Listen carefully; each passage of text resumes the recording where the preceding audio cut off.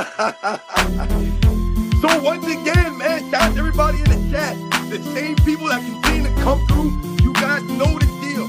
CJ, Renee 43, Peter Nielsen. I see AC24, Just a Messenger, the Jesse Glad, Saget, Monroe, Victory. Shout out to all you guys. Once again, we got a special guest rolling with us again today. You guys know the deal, man. Let's roll.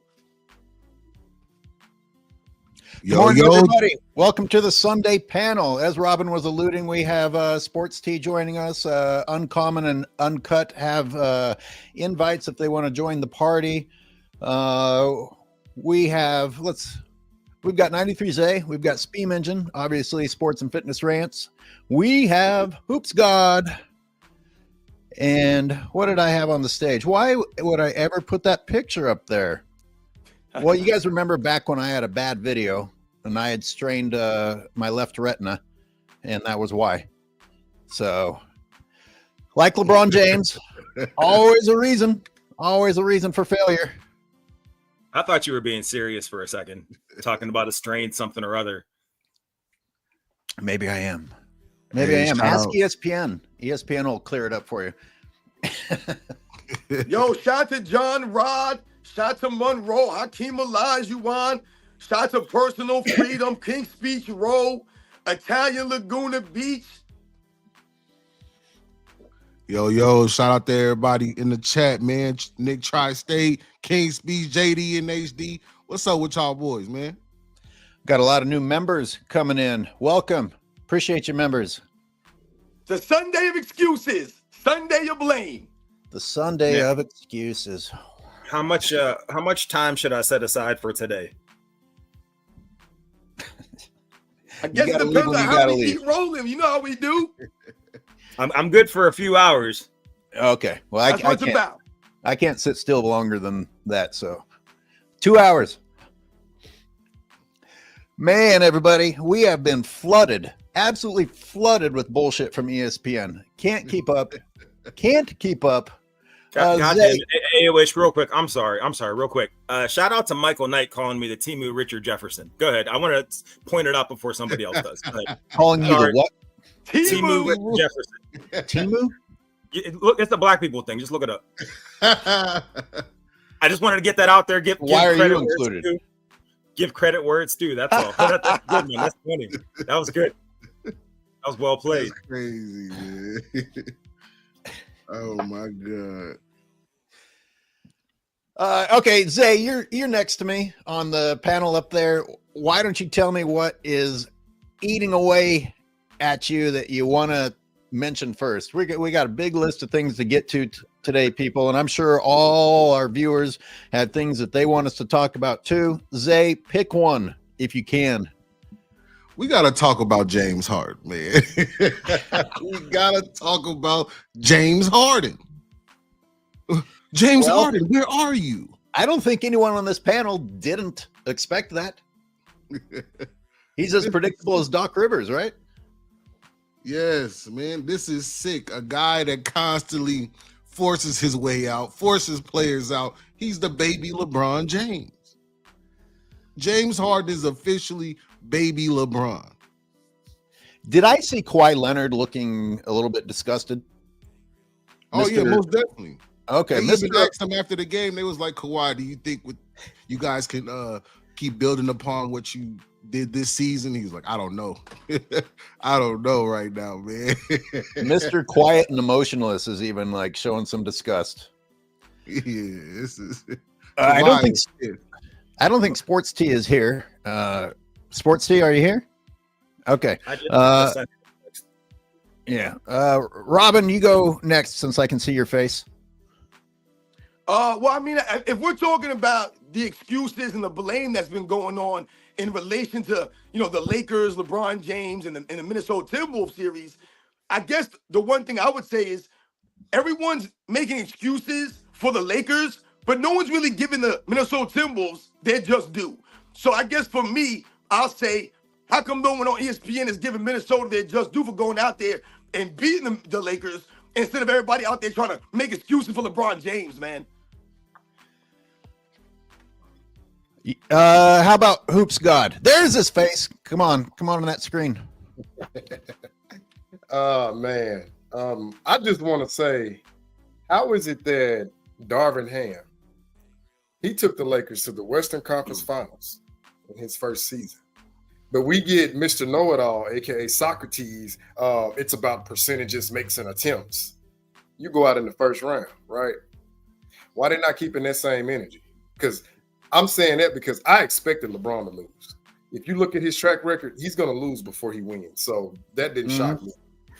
I'm trying to understand how Darvin Ham, who outperformed JJ Redick at his rookie season, lost his job. But we don't hear any of that flack from JJ Redick. I would say other than maybe 2 of ESPN's pundits, but all the rest of them are, oh, we got to give JJ a little bit more time. Nah, hell nah. That's some bullshit. And that really bothers me. Like, nah, I want Darvin Ham to be reinstated right now. Well, you know what they're going to say, that the Lakers got the 3rd seed. They still failed, but they got the 3rd seed. Is that, I mean, Spain is, how are they going to bail? How are they going to bail JJ out?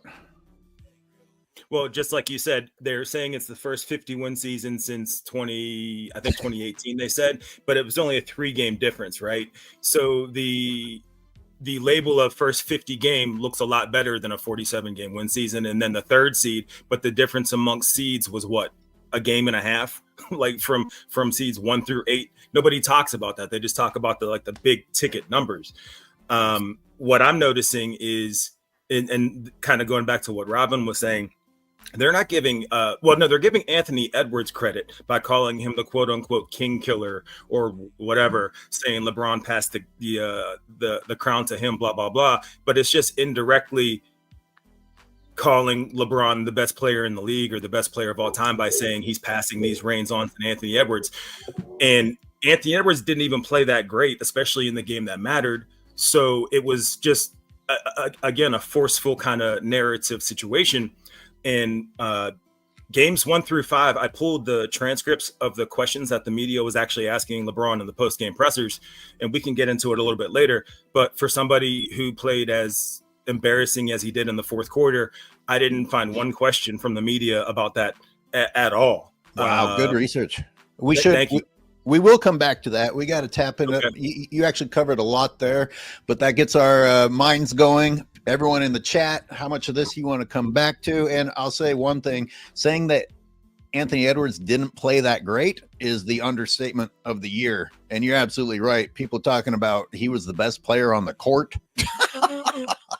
Let's catch up with some super chats. And then we will dig into everything a little bit deeper. Praise the Dawn says, shout out to the panel. What is Hoops God's channel? Go ahead and tell them, Hoops God. Oh, my apologies. I had to come Wake off. up, who got? No. Forget it. No, Forget it. This is just what you type get in when you go to his channel. Just fuck it. Don't waste your time. Just type in at the Hoop God _23. I should come up, but if not, let me know, and I'll have to go, and I'll go back and I'll check my page again. But it should come up when you put in Hoop God 23. I appreciate that, sir. Just a messenger. I sincerely do. Just a messenger says, we have proof AOH is on that Balco juice. No way he could recover from the devastating eye and arm injuries so fast. Hey, I went to the AOH of eye doctors. That's awesome. Real quick. Do we have anything more definitive yet than a source told Dave McMenamin as far as the knee injury? Can I hear from an actual doctor? Can I hear from LeBron's trainer? What is this? A source told Dave McMenamin, who of course then carried out LeBron's bidding by providing an excuse for everyone to talk about.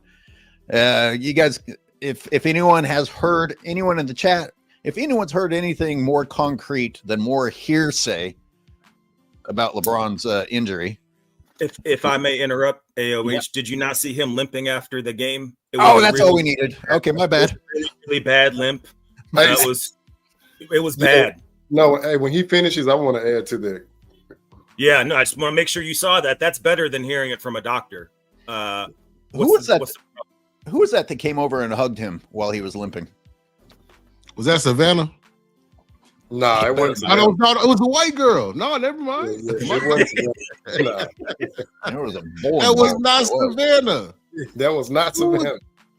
Who was that white woman? That voluptuous white woman, man. Voluptuous. Don't people need to have a shape to be voluptuous? You don't just get to be big. You need to have some shape. I used the wrong word, think man. about how many times we just use the word voluptuous when we talk about basketball. Okay, LT says just showing love. Thank you, LT.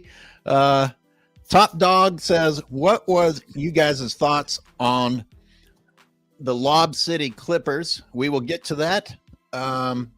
We are done with LeBron.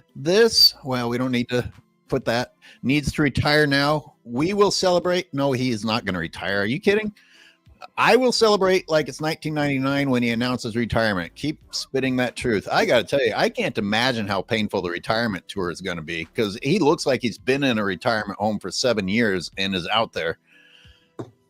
Elway, the real question we should be asking ourselves and we should be thinking about is, will LeBron James play all 82 games during that retirement ceremony, going through the whole season? Is he going to miss any of those games? Is he going to miss that glory, that moment to walk out and have, hey, LeBron James coming out his last season? How many games is he going to play that season? Sure. And he would have, the coaches that he controls will force him not to play all 82. That'll be the only reason, just like this year. Who are you guys rooting for in the playoffs? That's a good question. Geez, the great thing about when LeBron gets kicked out is that I can really sit down and concentrate on who I give a shit about. I mean, listen, the two goofballs got knocked out. James Harden and LeBron James. Yeah. Goofs. James Harden is sick, man. He's a sick man. This guy needs to stay out of the strip clubs, and I got proof that James Harden needs to stay out of the strip club. Put some respect on little game James Harden. He always shrinks in the biggest moments, okay? Respect little game James. Maybe he needs the strip clubs. Maybe he cuts out the strip clubs during the playoffs, and that's what goes wrong. Because there's no way. Do any of us think he's not going to the strip clubs in the regular season? I assume he just lives in one, like he has a basement setup situation down there. He's got a bed in the VIP. That's what I'm saying. So that's his nobody's kryptonite? talking about to answer the question. Cleveland, no, I hate to say it as a Pittsburgh guy, but the Cavs, man, that's I can't even imagine them winning a chip, but them winning one, especially without what's his face. I'm gonna try not to say his name. Without what's his face would just be beautiful. Especially the same, maybe he retires next season, and then we can just kind of put a book into all this. And they're just, I like Donovan Mitchell. He's not talked about enough for as flashy as he is. I mean, his handle's crazy. He has a jumper. He can dunk. I mean, he jumps out the building, and nobody ever talks about him. I mean, because who are they busy talking about? Even in losses, even in failure. Yeah. But we can put Donovan Mitchell's underwear commercial on the screen if you'd like, Spam. No. Man, that shit. If we're gonna refer to shit, then we need to talk about how Robin said my name all weird during the stream. If we're I still don't recall this. Yeah. James Crute says always an excuse to leave a super chat. Hey, awesome. You can use any excuse you want. Thank you very much. Let's personal freedom. Why do they keep down Jokic? He is the king killer. Plus, why did Adrian Griffin get fired? Doc Rivers is a joke. I'm sure we'll get to that. I'm going to read Jesse Glad Saget. Jim Harden is the Michelangelo of choking and elimination games. Elimination games are his Sistine Chapel. Thank you, Jesse Glad Saget. That's a good one. And look who's here. Welcome, Sports Tea, to the Sunday panel. Good morning, everyone. Sorry for the tardy to the party. Fashionably late. I like it. Being a gentleman, I waited to open my new bottle of champagne until you were here. First round on you, man. Yeah, I'll pour everyone a glass and then proceed to drink those. I love it. Sports Tea. I asked everyone, my God, has ESPN put a bunch of shit on us to wade through? I know. I'm giving you a semi-difficult question out of everything that you've listened to and done shows on. What is eating at you the most? It's so tough, Angry Old Hood. That is the hardest question that I've had to answer, because it's all these lies we're sifting through, right? Between Mind the Game, then we're sifting through just these playoff series, right? So we have the narratives, the media working overtime right now with the lay excuses. So we have a lot to chew on, a lot to debunk, and I can't work fast enough. I have my full-time job, I have my full-time job. I can't work fast enough on this stuff. I'm still, I still have this whole show with like Shaq and a bunch of different ways that like the NBA is soft, and LeBron, from like back in 2008. I have this whole comparison show that I haven't even been able to do because of all the current nonsense that we have to cover. So I know exactly what you mean. When everybody, I'm sure they do it on your channel because these LeBron fans just like copy and paste. They don't actually think. I'm sure some of them have said on your channel, even though you're brand new, pretty new, what are you going to do when LeBron retires? Well, you have a lot of projects. It's never going to end. Right? It's never going to end. So like, even when LeBron retires, it's like, he's here to stay. So we're going to have content for the rest of our lives. Because he's never going anywhere. Imagine LeBron imagine him sitting something out, anything. Right. Could you imagine that? Yep. Real. LeBron ain't going anywhere. He's going to cause us pain in new ways. Look, when Caitlin Clark wins her first title, whenever that may be, he's going to be right there somehow taking credit for her title. Anything happens. Oh no, Sports T. He's going to be sitting there telling people, I told y'all at Iowa State, man, she was the one. Right. Bruh. Oh, yeah. Do you ever stop? When she was a baby, I just knew she was going to be the one. That's right. Is it going too far to call him LaHerpes? Oh, my God. Oh, my God. Why you always got to go dark with it, man? It's always there. Oh, celebration my God. It shows up. It shows up when you least want it to. Hey, AOH, pop bottles. That's the line. Okay, that's the line we're not going to cross. Okay, got it. Okay, all right. On camera is not the time where I want to actually fail being able to open something for the first time. Hey, we now have two ladies, so hopefully the guys on the chat don't get weird. Steam, are you making terrible jokes? No, the herpes is going to catch up. Watch. You wait. Hey, Speem, a point that you made earlier, I wanted to come back to. So, you do realize that there's a... Do I have a lag? No, go ahead. Okay. So a point that you made earlier, I wanted to double back to. I didn't realize this until I went back and watched the real Crime Mind. Go follow him, because I always want to give people credit who uncovered things. But in 2010, I didn't realize he faked an elbow injury, right? So when they played the Chicago Bulls, he shot a free throw with his right hand. He made it, and it put him up by 4. Then he subsequently takes a left-handed free throw, and of course he misses it, right? The first thing the media says, there's something wrong with that elbow. No, the hell it's not. Now, what I was trying to understand is, you're going to play the Boston Celtics, right? This is where he starts planting these excuses if he loses. So they go up against Boston. He plays phenomenal in game 1. No flinching, no nothing, right? He loses game 2. He starts wincing in the end of the third quarter, like grabbing at the elbow. And I'm like, oh, so he was doing this back in Cleveland the first time, right? Let's fast forward. What happened? What happened in the 2018 finals? You punched the right board, right? Okay. But from May 31st to June 8th, you didn't need a cast. Now you get swept. You got to come to the podium with Savannah's scarf wrapped around your hand, talking about you had basically a broken hand. What? Wait a minute.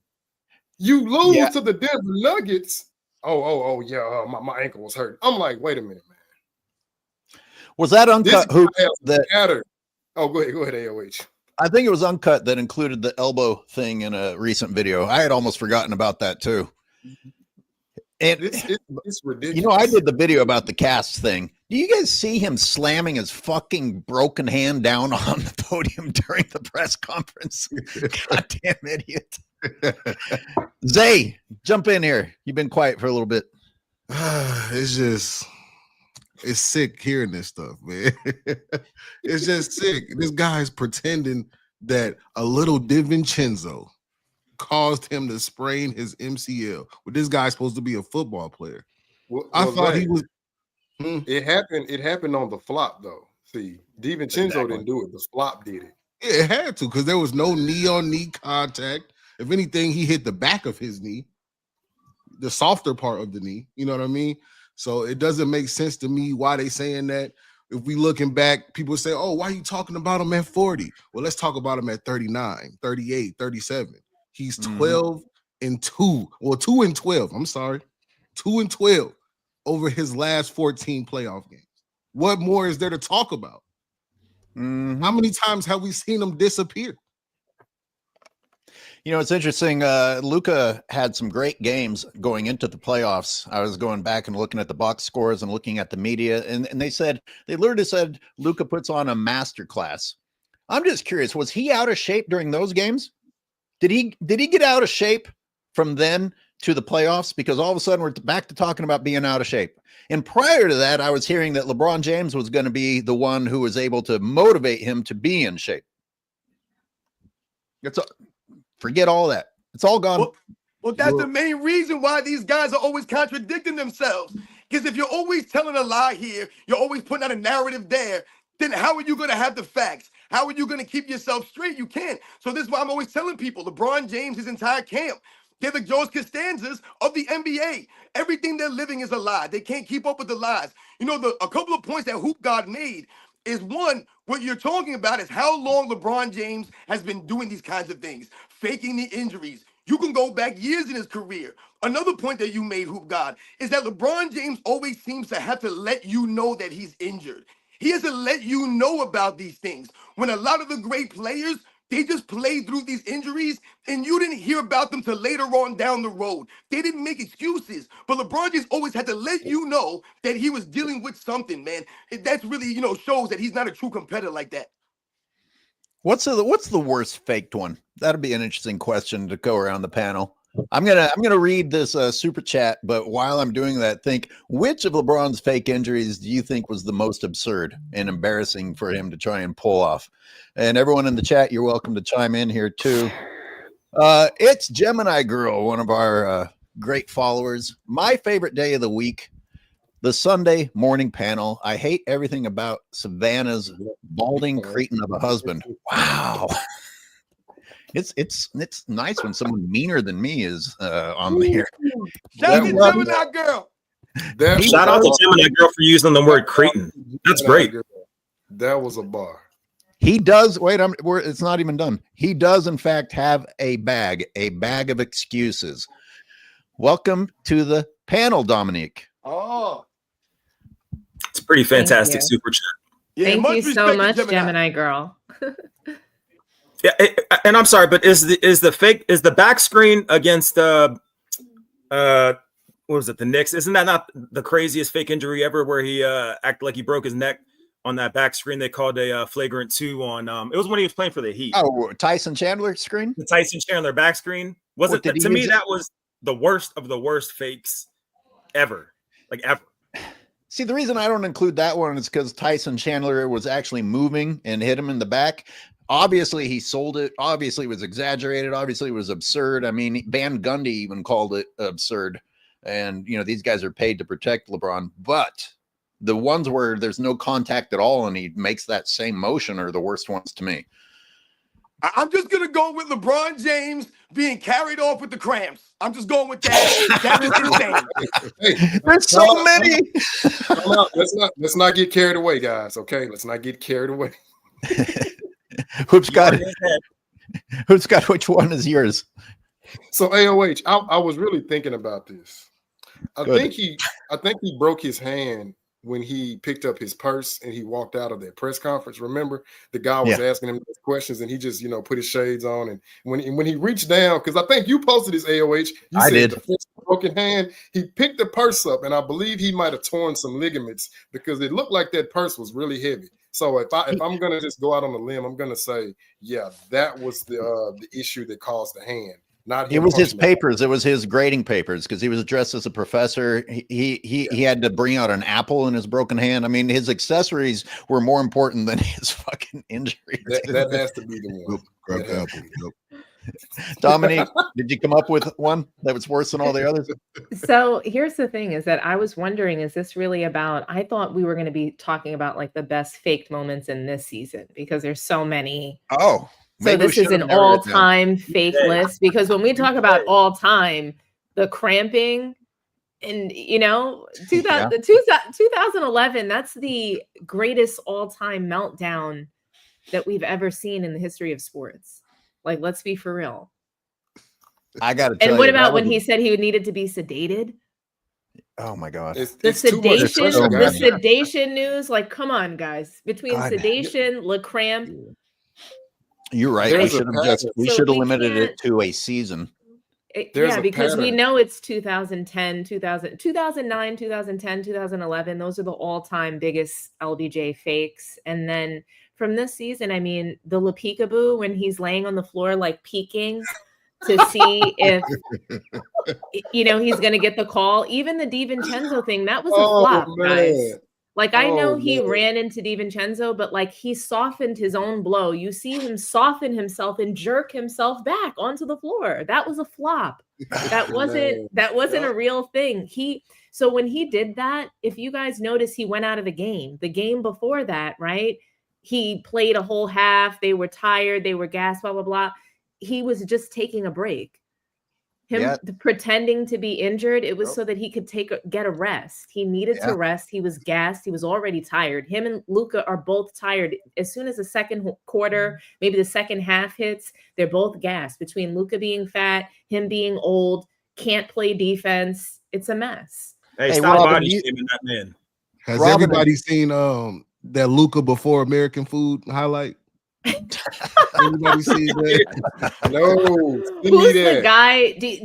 Have you guys seen the graphic of that celebrity that they show him as? It's a totally different person. It's this like bigger guy. I just don't remember what his name is. His name Dan. He reminds me of the guy that passed away, but that's not him. He looks just like him though. John Candy, but it's not him. Roethlisberger. That must be. Sorry, I can't figure out who it is, but it's hilarious. There's so many nicknames. I call him Donut Doncic, Lard Ass Luca, Dad Bod Doncic. I mean, but look, he's dominating the NBA. Luca Vandross. Luca Hookah. Someone said Chris Farley in the chat. I think it might be. Rest in peace to Chris Farley. Yeah, I think that's who it is. Oh yeah, Chris Farley. Yo, shout out to Chris Farley. Rest in peace. Rest in peace. The thing is, they've never said that Luca was athletic. He was finding a way to beat people with his slow-mo style. And so like to think that suddenly he just needs to like be in the gym more is going to solve things. He has a slow-mo style, period. And you can get in better conditioning with a trainer or whatever hardcore shit you do, but I don't think it makes you quicker. You know what I mean, Robin? Like you do a lot of training. Like one thing, I can stay in shape, but now that I'm old, I tell you, my first step is missing.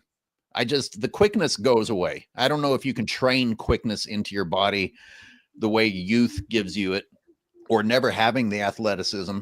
I just don't think that athleticism, conditioning solves the being able to play defense part of it. I agree with you.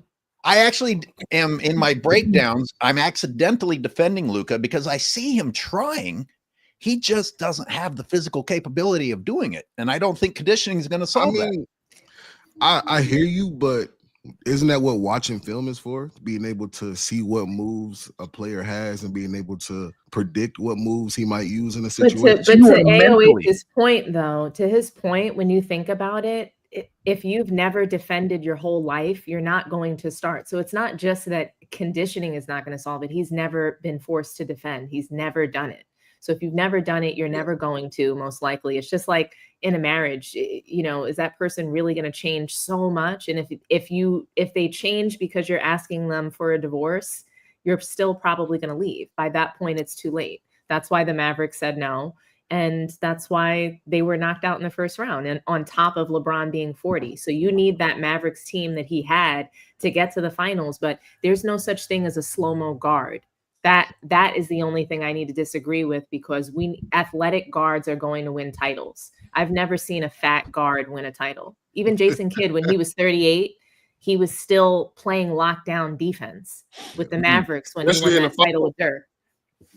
Especially in the finals, he was definitely playing lockdown defense. I think that, but Luka Doncic is promoted, or I guess celebrated mostly, as being a skilled player. That's basically what he's, when you watch his game is predicated off of his, skills. It's not necessarily predicated off his athleticism. So when we think about his overall game and his effectiveness, it's based off of his skills, his abilities. So when we talk about, his size, 6'7" at that position is an advantage, physically. And you talk about his ball handling ability, his passing ability, his ability to shoot. Luka Doncic's thing that I'll give him credit for, is I've always seen him being a clutch time performer, a guy who's always made big time shots, has always elevated in these kind of moments.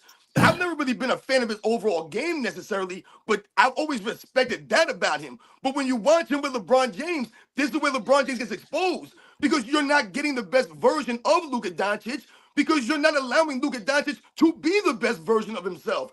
Look at the first couple of games that he played with LeBron James. He was sitting, they said that was the first time in his career that he had gone under 20 points in 3 consecutive games. But why was that going on? Because it was Luka Doncic who was trying to figure it out. It wasn't LeBron James trying to figure it out. So these are the kinds of things that we have to think about when you talk about the overall optics of how Luka Doncic looked. Yeah, is he going to be out there guarding Anthony Edwards on defense? Hell no. That's not ever going to be his game. But that doesn't necessarily mean he's a bad player or crappy. He's getting the blame right now. Right. I mean, at some point you have to accept the accountability that you knew who you were getting, and you got rid of an incredible defensive player to bring in more offense. Now, Robin, you pointed out that there were some bumps when Luka arrived, and then they went on that winning streak. And what have I pointed out time after time after time? When Luka was allowed to be the man, they were winning. When LeBron came in and said, I want to be the leading scorer, they lost. Right. Now, so what happened between then and the playoffs? And let me add one more thing. The size thing, which is just absurd. Well, guess what? They beat the Rockets twice. The Rockets are huge. They beat the Rockets twice. How come they knew how to do that? They beat the Thunder. The Thunder aren't exactly small. And guess what? Jackson Hayes was playing in those games. All those bench guys that the ESPN says are shit, they were playing in those wins. And playing 20, 25 minutes, not 4 minutes. Well, the difference between ESPN, why aren't real analysts asking that? Not talking about conditioning, not talking about a shitty bench. How come they were winning? What happened between then and now? And that's got to be on JJ. A shitload of that's got to be on JJ. Not just JJ, which the thing is the optics that were put out were that the keys were going to be handed to Luca, and this was going to be his team, and he was going to be empowered to be the leader. And the only time that took place is when LeBron, was hurt or tired, which was most of the time, right? There had to have been a clash within the locker room and within the coaching staff, because one person is saying, okay, we're going to give the team to Luca, while everything about how the team is operating is showing, no, this is still LeBron's team. So if I'm Luca, in the back of my mind, I'm sure there was a little bit of pettiness to him that, okay, you guys are going to do all this for me and expect me to play defense, but yet I'm out here busting my ass, and the leader of the team isn't even playing defense, and nobody's talking about how he's not playing defense. That can't feel good. No, it's got to feel terrible, and even worse, more so now, because they're talking about the percentage of blow-bys against Luka Doncic, and it's just like, I've never heard that stat before in my life. But now, all of a sudden, it's this vital piece to why the Lakers lost. A gentleman's sweep is because of Luka's blow-bys, not because of LeBron's fourth quarter collapse in 5 games, or his lack of defense. Or I can show at least as many blow-bys on LeBron.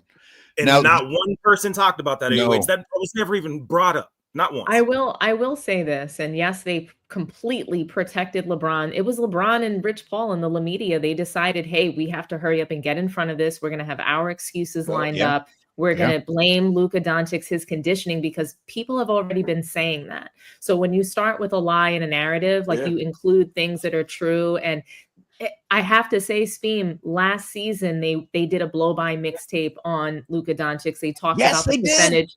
They talked about the percentage of blow-bys when they lost in the finals. So they're using his lack of conditioning, his lack of, like, Windhorst after the finals, he torched him. I mean, I've never seen Brian Windhorst get so angry about a player not playing defense than they did with Luca Doncic. They completely annihilated him.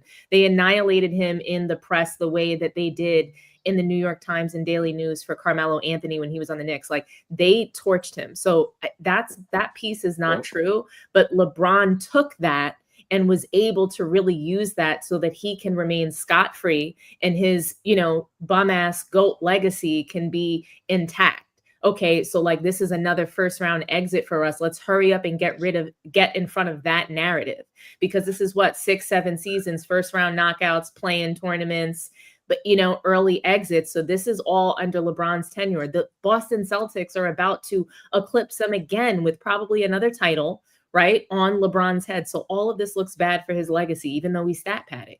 But I have to say, like, he's just using what's true about Luca, because two things can be true. He's awful in defense. He's fucking fat, okay, and shows up to the NBA this way and got booted from the Mavs because of it. So those things are true. And if anyone bought into that mixtape, if anyone bought into what Windhorst said last season, and then you went and traded for him, well, my God. And I'm so glad you remember that, because I did a reaction to that, and I started showing all of LeBron's blow-bys with Windhorst shitting on on Luca. I'm like, they see whatever they want to see. They talk about Luca's conditioning. JJ Redick hasn't even said one critical word this season about LeBron. They should have traded. What they should have done is traded LeBron. Anthony Davis would have been a much better fit alongside Luca Doncic, a much better fit. But nobody wants to say that. But you can't get rid of LeBron, that no trade clause. The legacy of the two franchises is an interesting point that you brought up, because, and if Kyrie hadn't gotten hurt, I've been watching Celtic City, which is pretty good series. If Kyrie hadn't gotten hurt, they may have gotten a chip then too, and LeBron doesn't even make it to the West or to the finals. And in the meantime, patiently, the Celtics are continuing to add banners while Los Angeles has become a laughingstock. You don't even get to put yourself in the conversation with the Boston Celtics anymore. You're a fucking laughingstock, and only delusional, dedicated LeBron fans will make any argument otherwise. Zay, I feel bad because you didn't even get to say your top injury, faked injury. And then I'm going to read some super chats. But Zay, did you want to tell us your number one fake injury before we move on? My number one fake injury, I mean, I think y'all said some good points. Right. It's probably the Holy Trinity, man. It's no way that you're supposed to get sedated before a game because a teammate is fucking your mom. Like, my God, that is crazy to me. Sedated? How about get some boxing gloves? How about give him a black eye? You know what I'm saying? Like, where's your heart, man? You go that's how you know nobody respects him. Do you understand how disrespectful it is for a teammate to even look at your mom like that? Even play with you as a man about your mom like that? That is just my God. My teammate will have black eyes. That's just the fact. But then to get carried off the court, man, like, they need to call the ambulance, get a stretcher to get this man off the court for cramping. That's embarrassing as well. At the end of every too much pressure like that. At the end of every season, I think maybe I can finally start my compilation of LeBron's flops from that season. This last season, I was distracted with the whole nepotism thing and the no trade clause and fucking the Lakers over for the next year while being given credit. Oh, LeBron was willing to take less money to help. Oh, fucking bullshit. I've got to catch up on some super chats, everybody. Hang in there with me because we appreciate these supers. And everybody. Welcome to the Celebration Sunday with our full house of fantastic panelists. And let me read. Light Speed says, AOH, you're right. LeBron's, Kyrie's, and the Cavs' points per game significantly increased immediately after Bogut's injury in 2016. Big turning point in the series. I think you must have been listening to me and Zay on Friday when I brought that up. We were talking about LeBron doesn't like physicality. Getting rid of Bogut in the middle opened up a whole new world for the Cavaliers. Thank you. I appreciate that super chat. Just a messenger says La broken hand, La ankle, La MCL, or La cramps. I agree with Robin. The cramps for the win. So much to choose from with someone in the GOAT conversation. Praise the Dawn says the fraudulent ped using wannabe GOAT just needs to go ahead and retire. Take him and his fairy fanboys out the NBA. Always an excuse with this dude. Always. Bada Nana says LeBron will retire from a flopping injury. Can you imagine? The irony. Just pretend, just fake your way out of the league. Hoops and Anime says in his defense on the sedated part, I mean, Delonte was banging his mom. Woo. Well, that's tough. There is no defense for that. You handle that shit before the game. What? Hey, Chalmers told y'all nobody fears him. But when we give all these examples, they'll say we're hating. They'll just close their eyes and put the blindfold on like Bird Box. Night Baller. I have a conspiracy that they made LeBron the face of the league because of Kobe's allegations. There's other ways to move on, though. There's other ways to move on. Even Kobe dug himself out of that. There's so many other ways. They could have just picked somebody else currently playing. There was talent right there. I distinctly remember that Kobe's jersey sales actually increased because people were supporting him in the middle of that, which I personally was a little disturbed by. I mean, he was accused of rape. I'm not sure that's the time to increase jersey sales, but you know, if you thought he was innocent, then in any case, the fans showed that you didn't have to abandon Kobe. I mean, hey, listen, man, some guys are not tough. Some people are just not tough, man. That's the way it is.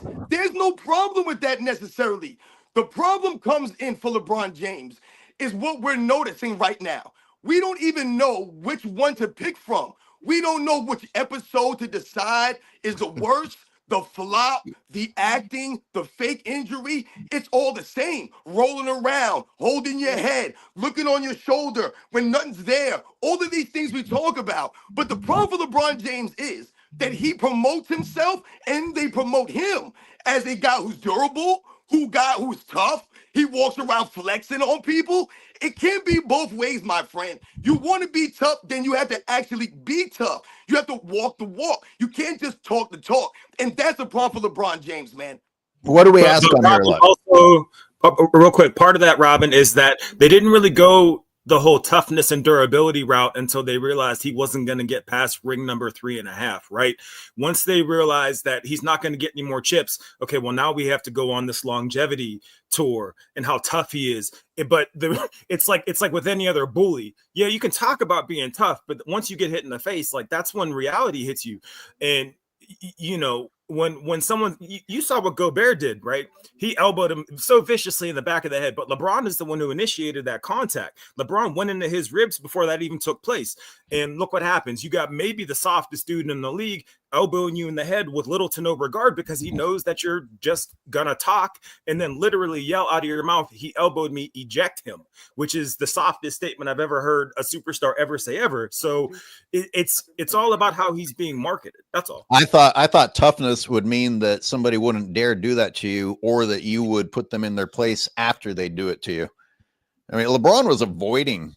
When I look at game 5, the breakdown and them saying LeBron was playing the 5, it looks more like he was avoiding being down there with Gobert. He didn't really do much in the realm of playing the 5 position, even though we keep hearing that they had to put LeBron in the 5 position because 100%. It was bullshit. I mean, when they put him in the power forward or even the center role, it's to hide him. because the thought process is because you're really primarily guarding the perimeter in today's league. So if they move him to the 4 or the 5, then they're thinking, okay, well, he can hang out and catch a long rebound and he can just blend in and hide out on defense. That's what he does. But when you have someone like Rudy Gobert, and when you take a look at this series, every single position on the floor had probably a career night against the Lakers. There was a different player that cooked them in every game. It was never Anthony Edwards. It was just somebody else every time. Yeah. Robin, I distinctly remember you screaming while we were doing the live of Game 5, who is LeBron guarding right now? And I could use that soundbite repeatedly. You don't know. It's a mystery. It's anyone's guess. Did you guys see that moment where, like, literally, I think it was Ant-Man. I actually don't remember who came downhill, and LeBron was like on them and literally pretended to be lost and ran in the other direction. Have you seen him do that multiple times in the game? It's scary. Yeah, it's literally scary. Like, how could you be running away from defense? How could you be ducking the smoke like that and calling yourself the GOAT? And these people are out here. We're calling them, what do we call them? Blind witnesses. They're insane, delusional. I'll tell you why. Because ESPN helps them continue to live the lie. ESPN helps them stay in delusion land. Like ESPN literally tells these people what to think, and it's a safe haven. FYF Sports is a safe haven, as Zay finally found out. This is where I want to hear that story. I saw your comment. He said, "This is where the fanboys congregate." They're like, "No, he found us." Yeah, well, I'd like to hear about this interaction. Okay, we talked about it on Friday. Go ahead, Zay. Tell everybody what you discovered. Oh no, I just commented on it. And everybody was like, "Oh my God, he found us!" No, this is supposed to be a safe space. You know, typical fanboy response. Zay going and dropping little droplets of reality on FYF Sports. So that fucks up delusion land, man. That's not nice. You have to stop, Zay, because they keep trying to like come and find me. Like, I don't go looking for these people. I want nothing to do with it. And all of a sudden I always see them like sprinkled in. I'm like, can you please just leave me alone? Robin, are you here? The trick is to be a nobody like me, and then you can just talk shit. They'll never hear it, but people will laugh. That's where they keeping all the honey. That's how come the honey is always go from the stores. Hey, look, man, I gotta deal with this on a daily basis. I got a cousin that calls me at the top of the morning. You are the most patient man ever. Top of the morning. You must love your cousin something fierce, because my God, I don't know how you listen. It's insane. Your cousin's got problems. He still thinks LeBron is special, man. He still. Hey, wait, listen. I'm in a group with like 4 of my brothers I grew up with, and it's truly like, what's the word I'm looking for? It's disappointing, because I expect this from the young generation that was born after 2003. But if you're from my demographic, from the mid 80s and on up, like, you really gonna sit here and believe this propaganda that the media has indoctrinated you with? Like, are you serious? You need to snip those people. You want to know what's insane, though? What Robin said about how not everyone has to be tough and things like that. Like, I agree with you. Tim Duncan wasn't known for being this tough guy. I mean, there were so many people that weren't known. Like, even when you think about David Robinson, but these were people who were very well respected in the game. People, teams, players, they were in fear of playing the Spurs. They felt a fear of playing that good team, right? And even Tim Duncan, how he was able to dominate. So you don't have to be like some sort of disrespectful menace or like physically feared per se for, I think, teams and players to have respect for you. And I just think who has respect for the Lakers? Not one team. I mean, the Pistons, the way they came in there and beat up on the Lakers throughout the season, like, this season to me was an embarrassment. They played the worst teams throughout the league over and over again. They got lucky in some games because there were folks that were injured. They played depleted teams. So they cruised to that 50-win season, but to be then knocked out in the first round, that should show us all that it was fake news. Dominique, I want you to know, unless a channel has, Robin, don't walk away. Unless you have a channel dedicated, dedicated to making fun of you, then you haven't made it yet. Robin, you've got a channel that says the Sports and Fitness Rants hater, criticizing Robin for being a hater. Oh my gosh. I just get called a couple of different names. Like some folks in the audience, they'll tell me in the chat, there's a channel, what is it called? Locker Room. I don't know who they are, but shout out anybody. Don't okay. shout out these fools.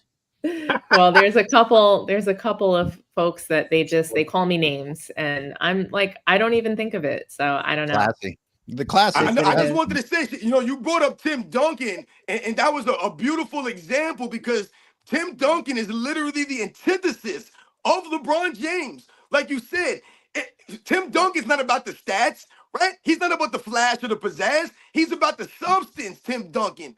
Tim Duncan, like you said, wasn't necessarily known for being a tough guy, but he played tough. He showed up. He banged down low. People were scared going against Tim Duncan because they knew he was going to show up. He wasn't going to flop around. He wasn't going to make excuses. He wasn't going to roll around on the court like a little baby. These are the kinds of things that Tim Duncan did. He led by example. He didn't have to yell and scream and all these other things. He didn't have to walk around and flex on people. He didn't need people pumping them up behind him. None of this stuff, man. I know. Do you notice the Morris twin is like LeBron's handler? Do you guys notice that the Morris twin is like his handler? But you know who else was like that, but like was considered the greatest of all time in his time was Wilt Chamberlain. He was so physically dominant, but he went out of his way to be gentle to his competition. He didn't want to hurt anybody. He was very like he could have been even more dominant if he asserted himself physically. He wanted to shoot the mid-range. And you would get criticized for dunking a lot back then, being a showboater. Or I mean, look, we're going back a few decades. You can't make all. Never mind. I'm not going to say it. It's just to me, when we even go back and when we go all the way back to Wilt Chamberlain, even to that era, I would say that every single era of basketball was better than today. And I can find a superstar in every era that was better than LeBron James going all the way back. And that's just for me. So speaking on that, Tim Duncan, I'm glad you brought that up because he was a player I would consider he was like the great stoic of the NBA. He didn't talk. His actions did the talking. Like KG would try to get under his skin, right? And if he cannot get you to come out of character, nobody can. And I remember DeMarcus Cousins, like he was trying to talk some smack to Tim Duncan. And he told him Tim Duncan kind of gave him like 12 straight buckets, like, hey, young fella, he's telling him with his actions, you don't want to smoke with me. And I think that's where Tim Duncan got his respect from his peers because that he was true to himself. And I think that's the kind of supposed leader that, a Kevin Durant wants to be, but that it just didn't work out for him because he didn't build that. He didn't stay with OKC. I think if he stayed with OKC, he could have had that Tim Duncan silent leadership situation. But then when he jumped to Golden State and it was like he went to Steph Curry's team, it changed things, and it just became like he just wasn't a leader anymore because he did that. Zach Randolph doesn't get talked about enough as a tough guy. As a tough guy without actually talking about being tough. I go as far as to say he might be the last like legitimate tough guy that I can think of because Zach Randolph wasn't a superstar though. So when we're talking about in the vein of LeBron James, right? When we talk about LeBron James and toughness, whether it's mental toughness, physical toughness, like we're not going to compare him to Zach Randolph, Oh, absolutely not. No, we're in the weeds if we're talking about Zach Randolph. Let me catch up on some super chats, and I'm gonna show one of my favorite callers, Dallas, but with a very disappointing super chat. Robin, this is the type of negative influence you have on people with your shout out, just Robin on your Jokic analysis, and can we jump Perk? I mean, for real. Boy, I feel like jumping a lot of these ESPN guys. It's a daily battle between who I want to punch harder or punch first. Hey, AOH, give Gobert some credit. I think he done what everybody else wanted to do. Just sock him in the back of the head one good time. Yeah. He wanted him ejected for that. Don't forget that. He screamed the word eject him. He screamed eject him to the refs. Come on, man. That's crazy. Yeah, do you remember in 2016 when Steph threw his mouthpiece and LeBron is next to Curry looking like a kid screaming to the teacher, like, look what he did! Look what he did! What a baby. He did. Curry got ejected though, right? For that? Huh? Didn't he get ejected for throwing the fouled out? Fouled out. Yeah. I mean, Jesus Christ, you're fouling out Steph Curry. Steph Curry. You mean to tell me the NBA didn't help? No, see, that's the type of stuff they want. Like, they'll brag about that, and it's sad. It's like you're bragging about getting the other team's best player ejected so you can have an even more cakewalk to a win. Yeah, let's talk about physicality a little bit more and the referees, because when I'm doing these breakdowns, you see LeBron James and Luca on the same team. So you see two guys that complain nonstop and expect every call. And you can't help but think about the difference that giving them the calls or not giving them the calls makes. And there were actually some cases where I was like, well, a lot of times they would have given them that call and they didn't blow the whistle. Those are difference makers. And I go back, it was painful watching the Heatles against the Chicago Bulls and the advantage that the refs were giving the Heatles. And as history goes on, people don't talk about it. People don't talk about that. They remember who won. And now, even I'm sure fanboys were really upset that the Lakers weren't getting every call. But guess what? We're already moving on past it, and people aren't talking about the whistle. But they are talking about Luca's conditioning. I'm just saying LeBron doesn't have a legacy at all without help from the league. Nothing. I'm going to read some more super chats unless somebody has something that they're burning to say. No, I wanted to chime in real quick on the Ant-Man and LeBron going back and forth. I think we talked about this on Friday, but Sports T, I wanted your perspective. LeBron has played 22 seasons, right? How come we've never seen him go at another player the way Ant-Man was going at him in that little sequence right there? Like, we've all asked this question when Kevin Durant went to Golden State. How come you didn't have that mindset? Hey, guys, scrap the offense. I'm taking him out on defense. I don't care if I got to expend all of my energy if I score 5 points. If I can hold him to 41% shooting, let him get 55. We're going to win. No. He bows down, literally bows down to Kevin Durant and says, you got it. Ant-Man, 23, telling LeBron to his face, nah, not on my watch, player. You about to go home. How come we've never seen that? What's your I think you already know what I'm going to say. I think that's why you asked me this question. And I think it's because LeBron James is just flat out not a competitor. And it goes all the way back to when he was in middle school, when he's in high school. You know, somebody else always has to do it. A guy who was under 5 feet tall, Drew, had to win the games in high school.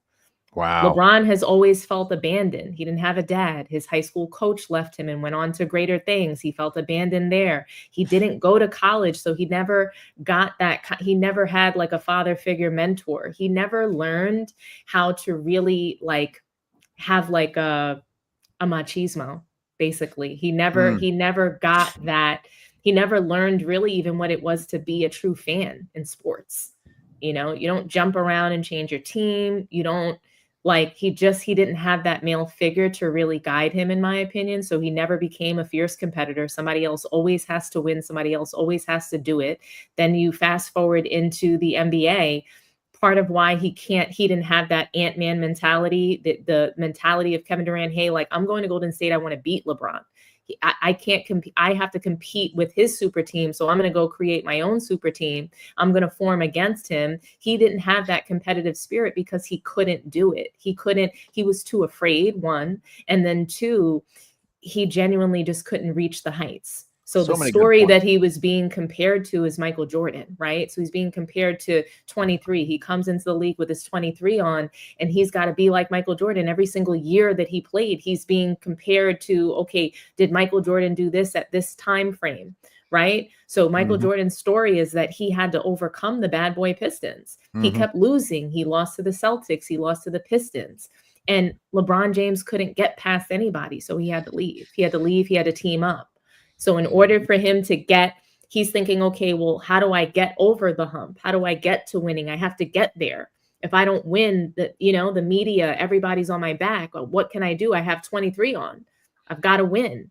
And so he had to manufacture, and because he couldn't reach the heights of Michael Jordan, because he couldn't compete, because he couldn't get out there, get the scoring titles, he couldn't do anything. He couldn't even legitimately win Rookie of the Year.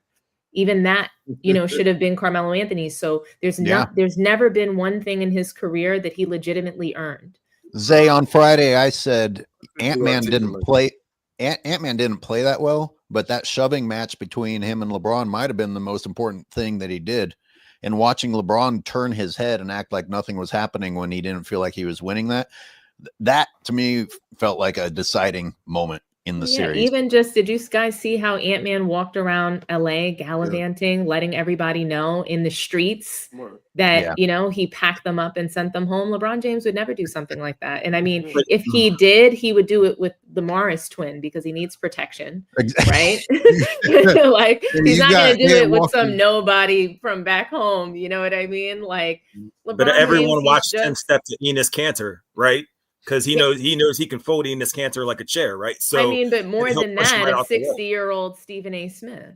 Yeah, but didn't pull up to Kevin Gates, who called his wife Lamar Odom.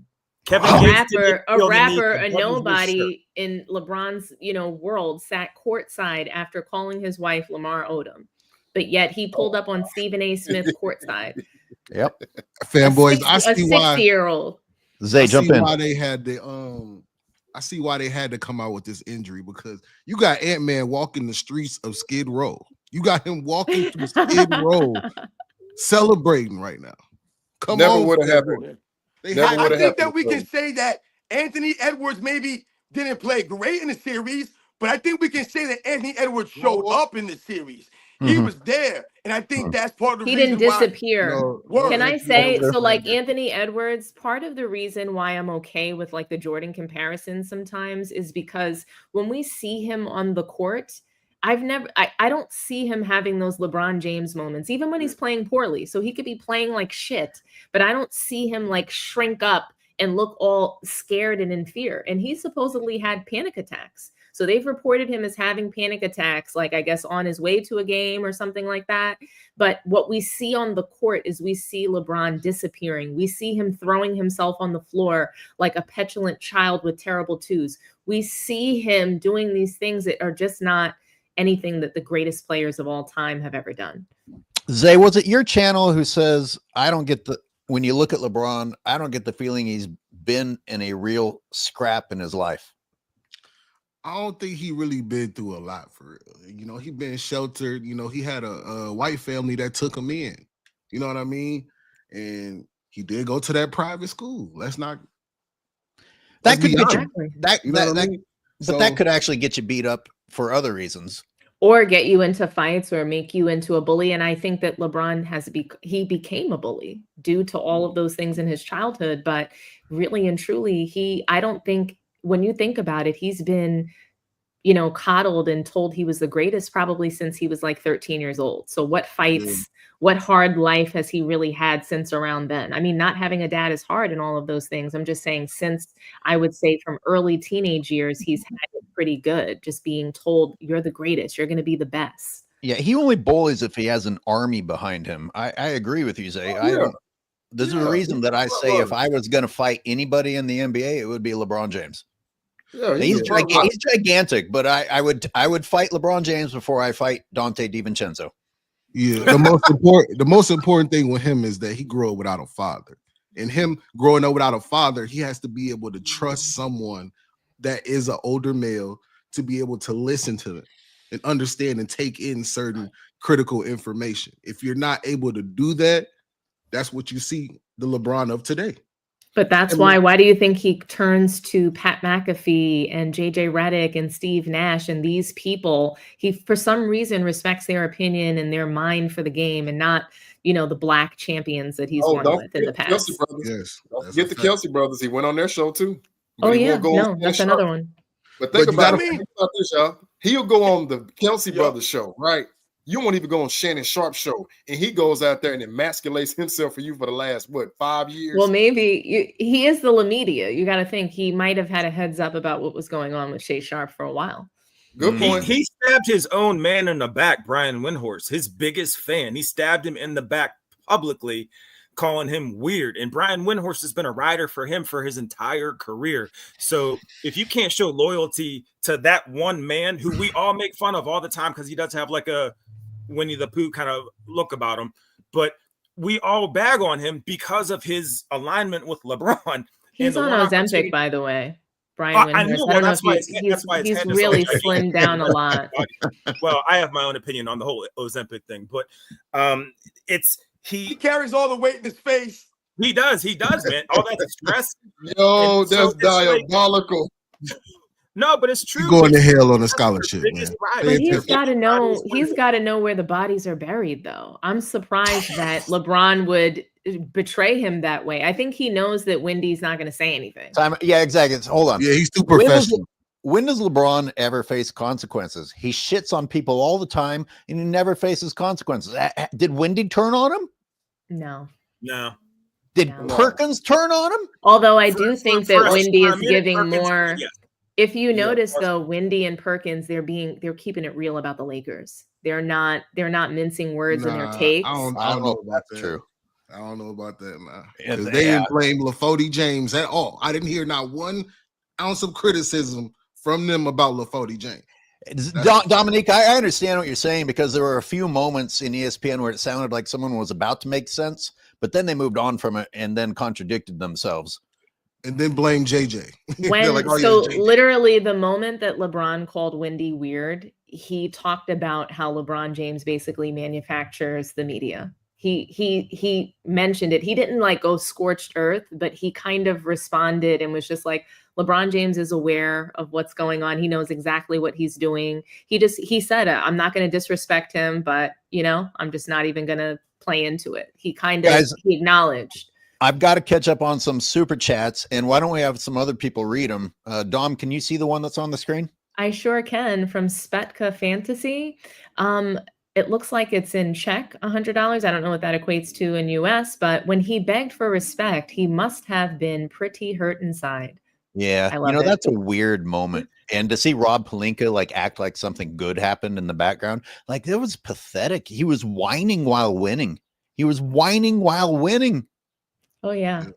Just like Nick Wrong, and they all sound the same, like a bunch of crybabies whining. But brew! Robin, can you see? Can you see what's on the screen? You want to read that one? Yes, I can.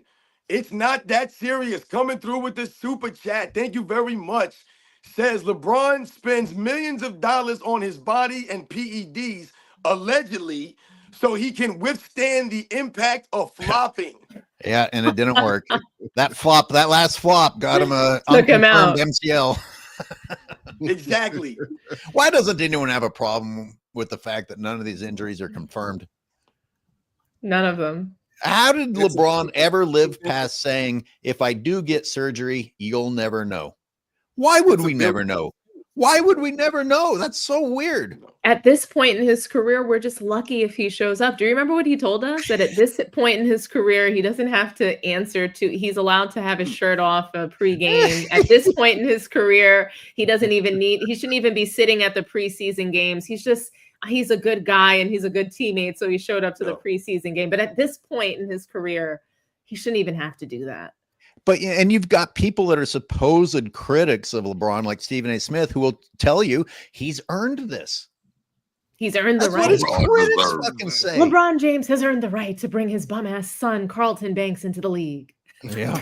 That's when Stephen A. exposed himself that day. He'd always been a top corny person of all time to me, but him saying on national television that LeBron earned that, just like Dom said, to bring his son in when 3 days prior they were saying Bronny earned it because he's a 3-and-D guy and he's like blah blah blah, and it's like, all right, listen, I know there's a bunch of stupid people on this planet, but there have to be at least a few people to keep checks and balances to say one day you're saying he earned it, the next day you're saying LeBron put him there because he earned it. Which one is it?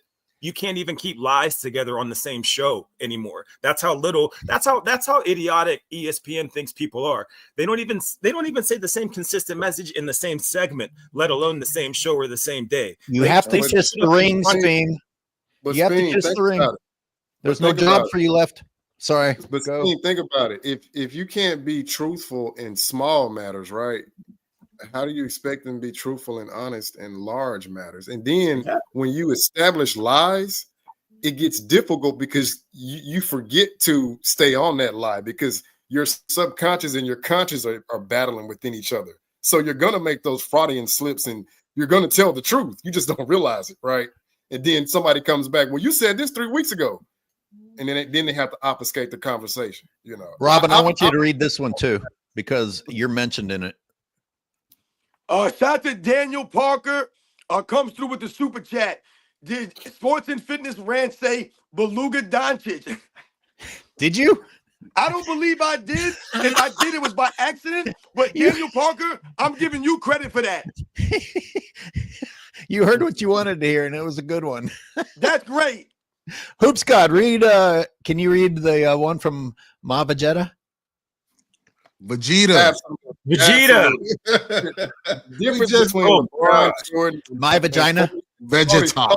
Vegeta. I gotta say it like Zay. The difference between LeBron Jordan and 40 Jordan has a bad game, and then has back-to-back 40 pieces. This is the next 2 games LeBron fakes injuries. Yeah, injury.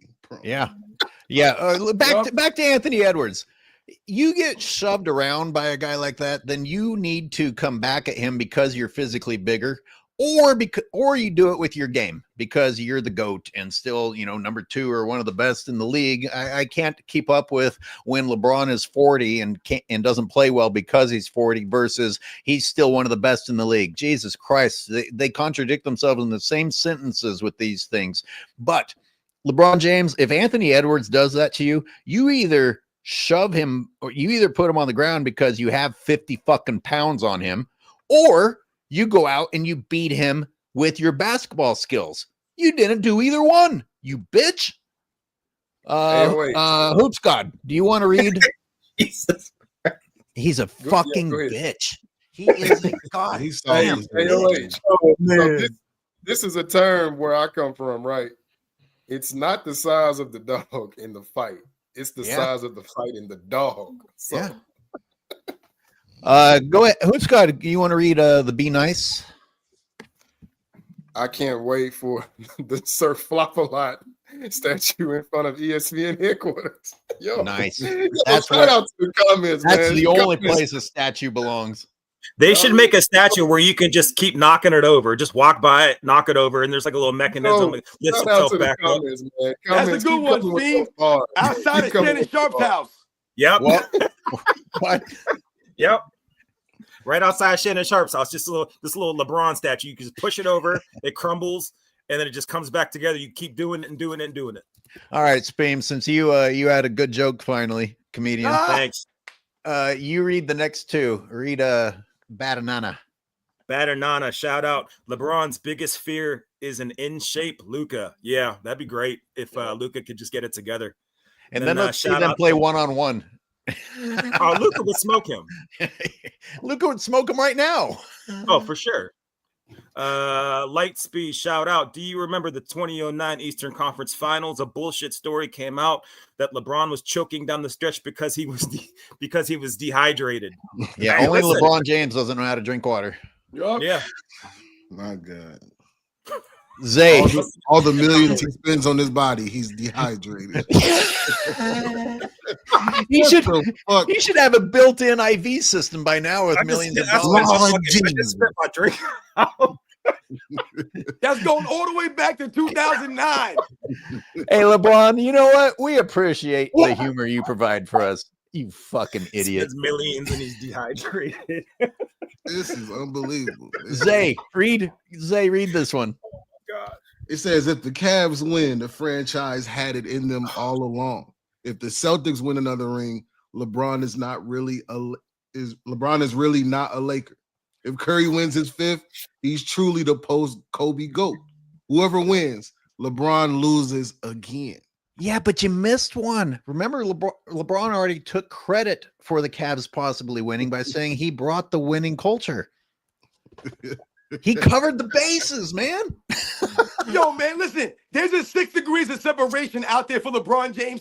He's been playing for 22 seasons. We saw that with Andrew Wiggins when all those years later he won with Steph Curry when LeBron James refused to play with him. And now we can see it once again. If Russell Westbrook wins a championship as a role player alongside Nikola Jokic, then all of a sudden this once again highlights LeBron James and his lack of ability to make the people around him.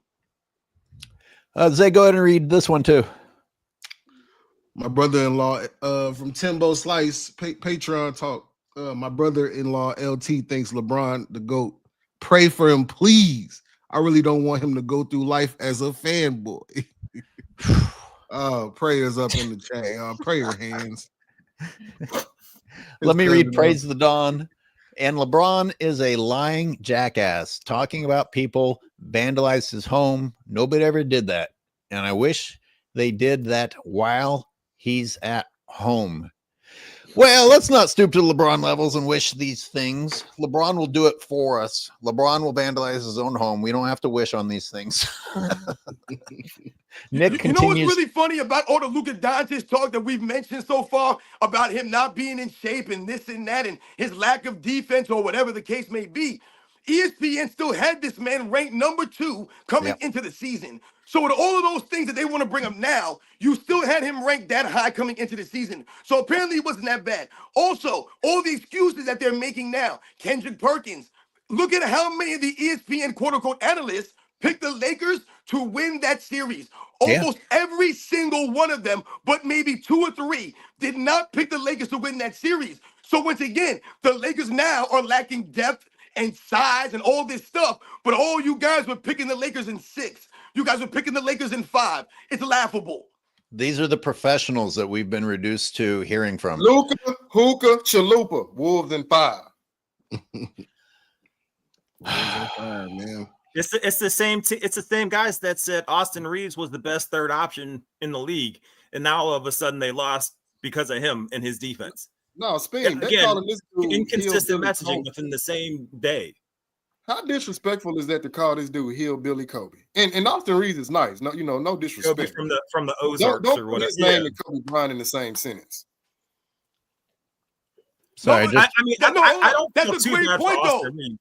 That's a great point, God. Because remember, we mentioned this earlier, and we mentioned them hyping up guys like Austin Reeves into a realm that was laughable, to a point where we were like, are the Lakers a super team all of a sudden? Because you got all these guys on the team. But now that gives them a built-in excuse because, Austin Reeves, he didn't really play that good. That's part of the reason why they lost. No, Austin Reeves was Austin Reeves. And all of a sudden, he wasn't playing to the level you guys hyped him up to be. It's almost like that comedy when Chris Rock talks about the tiger going tiger, and people are like, oh, the tiger attacked him. No, the tiger went tiger, man. It's the same narrative, man. Let me tell you 1 second before y'all. I just got to piggyback on that because y'all got to understand. Yes, this is a combination of them not having the roster right. They chose Bronny over Trey Jamison. They chose him over Christian Coloco. You know what I mean? They chose Bronny, right?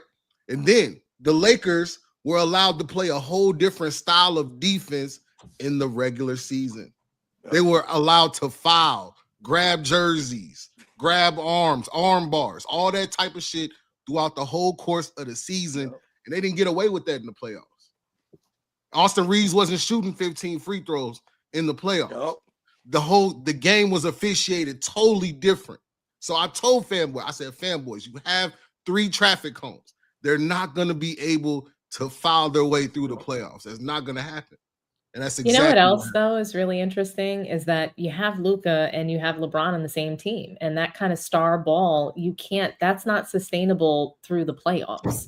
And so for Austin Reeves to have the same usage into the playoffs when star ball, they're going to fall back on what they know, right? So LeBron, even if he was playing off the ball for a couple of games during the regular season, even if he pretended to have some level of defense, that all is going to change come postseason because what do? They do what they know. They fall back on what they know in those crunch time moments and situations. So they went to what they knew, which was Luca coming out very aggressively in the first quarter, trying to score all the points because he knows he's going to get tired. LeBron James can't last either. That's his same strategy usually. He tries to come out hot in the first and second quarter because come the second half, he doesn't have it. He loses steam.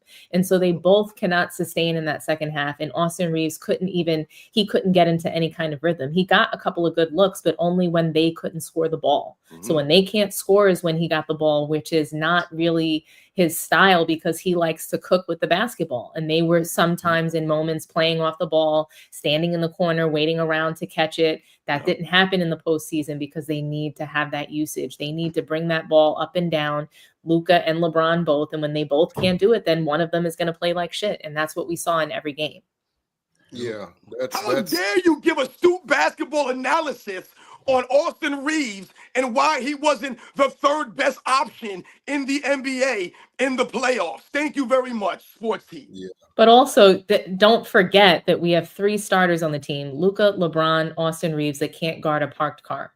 They all 3 of them have no defense. So how could they have really gone into this postseason with any level of success? I'm shocked that they won 1 game. I wonder how AD would have done against Rudy Gobert in the paint. I wonder how that would have went if they had Anthony Davis down there instead of Mr. 135. They would have won the series. Yeah. Oh, yeah, I agree. Anthony Davis would have dog walked Rudy Gobert. He would have made him look so small. LeBron was coaching this game. He's been playing too much Madden. He's out there playing Rover. And for those that don't know what Rover is, that's a safety linebacker hybrid. It's something that you would play in Madden, or you see like a Jamal Adams type of player. You know what I mean? But he's trying to play Rover in basketball. That's not. I thought it was the dog walking app. Wait, Zay, you gotta be a dog to play Rover though. LeBron ain't no dog. LeBron he's a poodle. Come on, man. That's like, disrespectful to the Rover in football. That's what he was playing out there. Yeah, he's playing the poodle. He was just roving around in the paint, across the paint, from baseline to baseline. Come on, man. It's quite an interesting assumption that that if they had in fact gotten Mark Williams from Charlotte, that would have solved everything. I mean, that's a pretty huge leap of faith. Lakers have 4 7-footers on their team that they chose not to use. It would have been the same story. Mark Williams wouldn't have gotten in the game. JJ Redick wouldn't have trusted him. He would have trusted LeBron James more at the 5. Because if you go ahead and you put Mark Williams in the game, one of them has to sit. You can't play Austin Reeves, Luca Doncic, LeBron James. You can't play them all at the same time and then play a non-scorer at the 5. So he's got to make decisions. It's Bronny's time to shine. You guys are all wrong. He just didn't get enough time on the court in this series. He was the missing piece. You're all wrong. Oh yeah. They certainly couldn't have gotten a more serviceable backup guard or even that center that they so desperately needed, right? For the $7-8 million they're paying Bronny. Guaranteed money. And I don't know if you guys touched on this yet, but LeBron kind of sold AD out too. Actually, I think Dom, you might have mentioned this on your show with his little post-game comments about, AD said so-and-so, and now he's traded, blah, blah, blah. To me, it's like, that's a line that was crossed because the inner workings of that, I'm sure everybody knows exactly what took place. So for you to take that little shot and then laugh about it in everyone's face was just, I don't know. Like you deserve so to get disgusting, that. Dude. The reason why that was disgusting is because he has a no trade clause, so the Lakers can't trade him, and it's just like you are so awful you can't even read the room. He's just like a pitiful person. I didn't pick up on that at first because he was mumbling like a crybaby to the extent that I was like, I don't even understand what you said. I don't think he did. I don't think LeBron, I don't know if you guys notice this, but he oftentimes will make a joke or say a comment and he doesn't even recognize or foresee the backlash that he's about to get. But he's Don, just doesn't not have that to. bright. If you don't understand what he said, ESPN will come in and clarify it for you and clean up his mess. Mm-hmm. But that's why he has no awareness. He doesn't. He lacks a self-awareness. He cannot read the room. Why are you crying about AD getting traded? This is a question I've asked before. I'm going to ask it again. Does LeBron James having no accountability and no sense of reality because everybody covers for him, is that a blessing for us because we have all this material, or are things so far gone that having people covered for you is all that's necessary to be considered a success now. Can I answer that real quick? You go right ahead. I think that we actually get more material when he feels like he's aware of what's taking place, even when he's wrong. So to Dom's point about not being able to read the room, he thought what he was saying was so topical and comical that he felt the need to keep, kind of just like rumbling on, like you said, AOH, and just kind of just rambling, right? When he doesn't know what the hell he's talking about, which is all the time, you get comments about China where he'll say something and it's just like, well, at least somebody's there to correct him. I like it when nobody corrects him, because then we can come on here and be like, no, wait a second.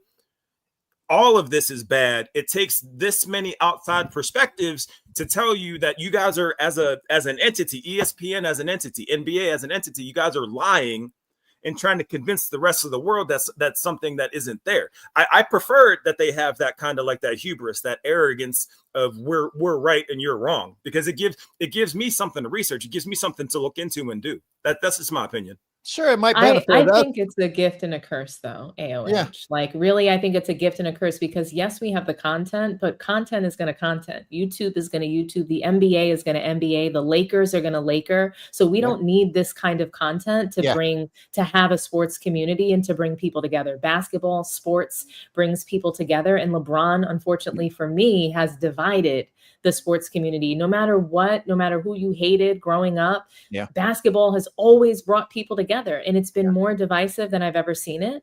And that's because of LeBron James. So I think that he doesn't have to be this way. The reason why it's a curse is because what we're going to see is the NBA continue to take a turn for the worse, in ways that we never really imagined. Think about now, because of LeBron James's records and probably post NBA, post LeBron James's career, he's going to be so deeply involved in the NBA's ass that he's going to make changes, and there's going to be things that happen that it's going to shape the NBA in a negative way. It's going to create probably a lesser competitive environment, or such a competitive environment that we may never see like a face of the league or another person take over the media the way that LeBron James has, because he's in so much control.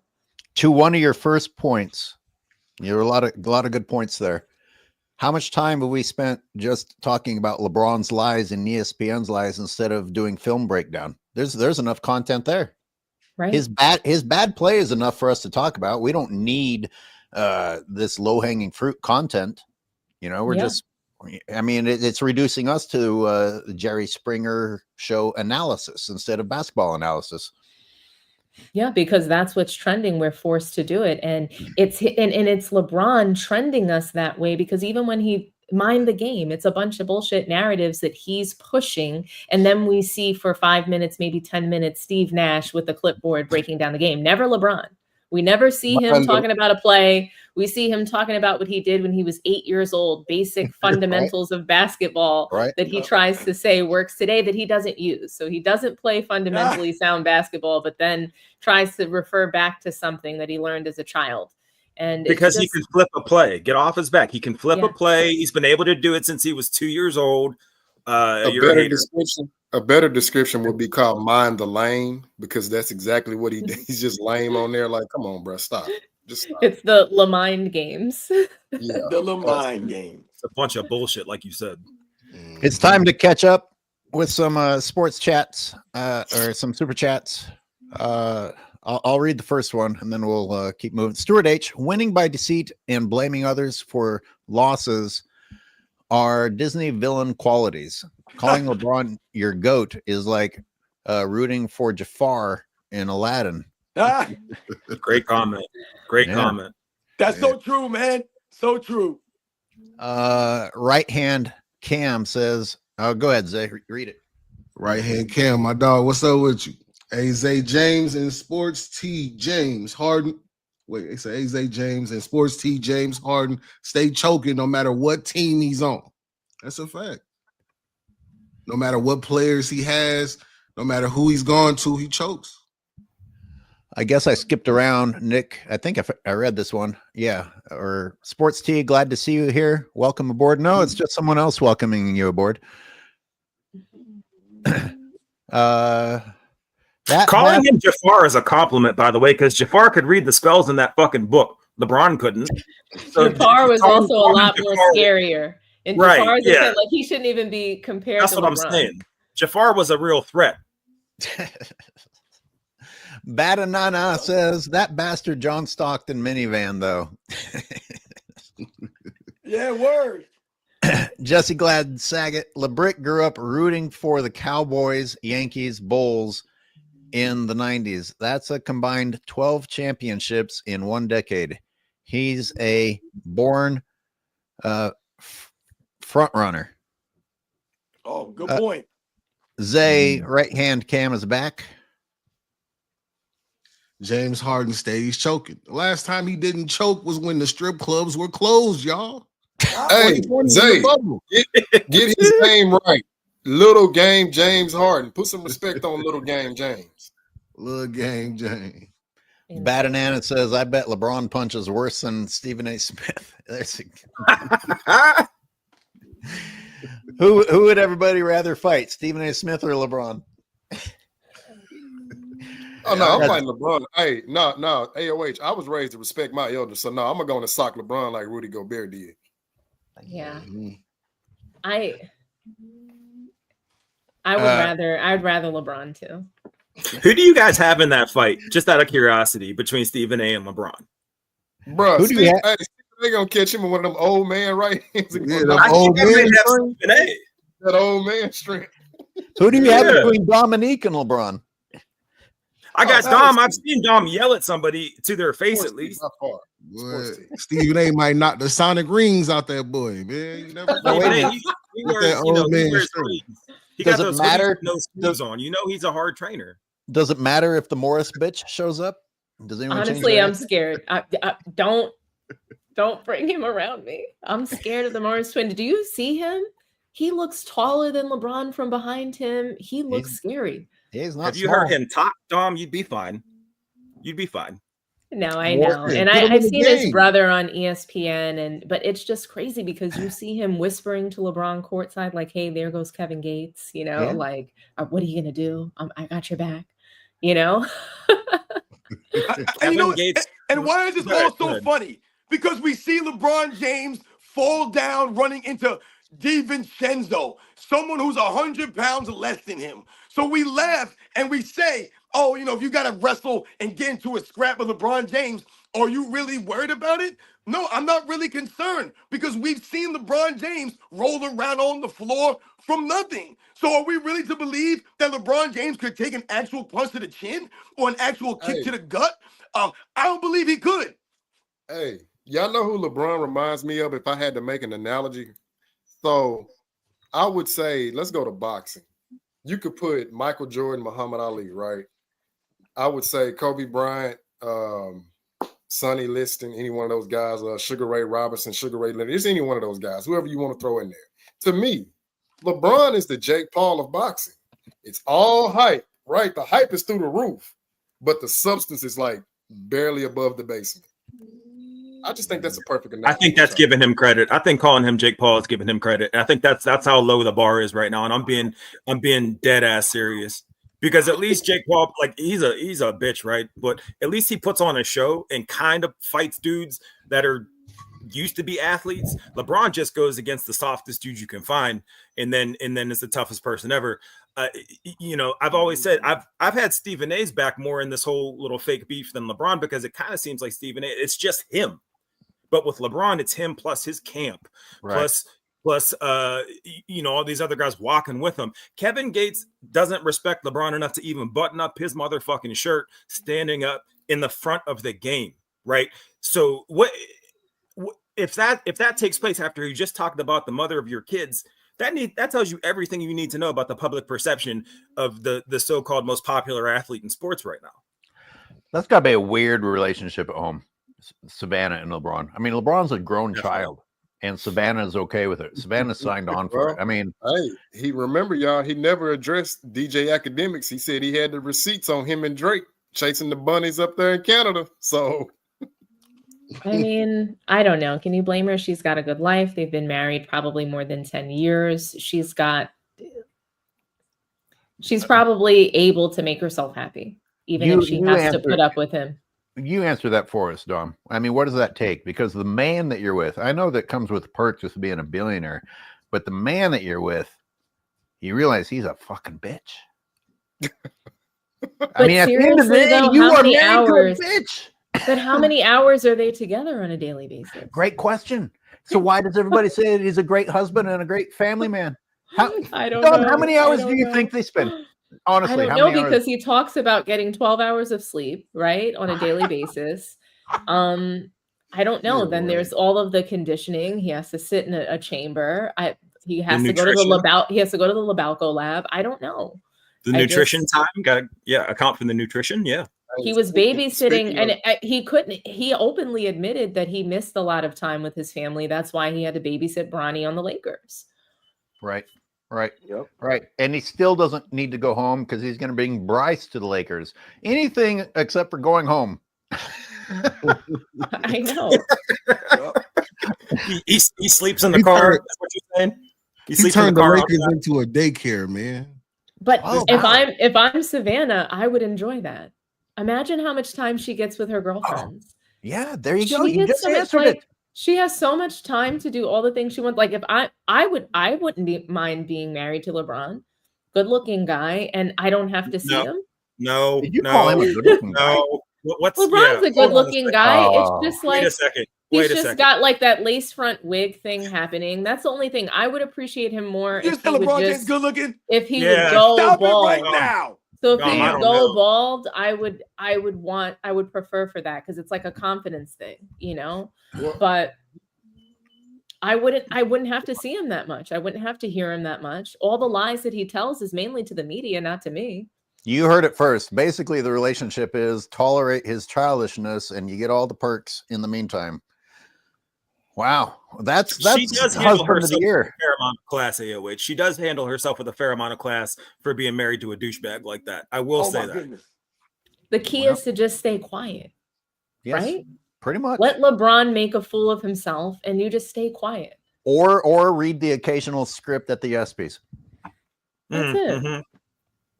I think the only thing I remember Savannah saying is that, I'm not gonna lie, we're a dope ass family. That's the only thing I never hear her say anything. So good for her. But her body language, though. What about her body language? My bad. Before you go ahead, Zay, jump in.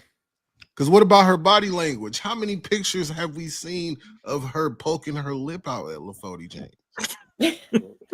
I don't know. I think when they got eliminated, we saw her waiting for him. She gave him a kiss. She felt for him.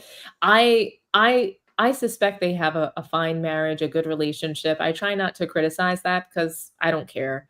I'm concerned about what LeBron James does on the court, the kids that he inspires now to flop on the court, to manufacture, the way that we no longer have any meritocracy in the league. And, you know, there's no, now we don't even celebrate winning. We celebrate getting to the finals. Oh, well, I got to the finals. That's the bar. Or, oh, well, I'm 40 and I can still think the game. So let's celebrate me now. You know, just the losing, the crying, the flopping, the manufacturing. These are the things that I'm worried about, not the marriage. I could care less. Good. I'm worried that you said he's good looking, Dom. That's what I'm worried about. Let's just pretend that didn't happen.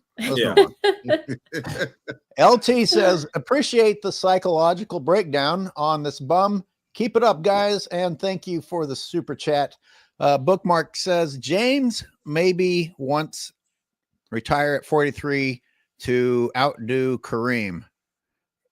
Parentheses, great panel. Thank you. God only knows when LeBron is going to retire.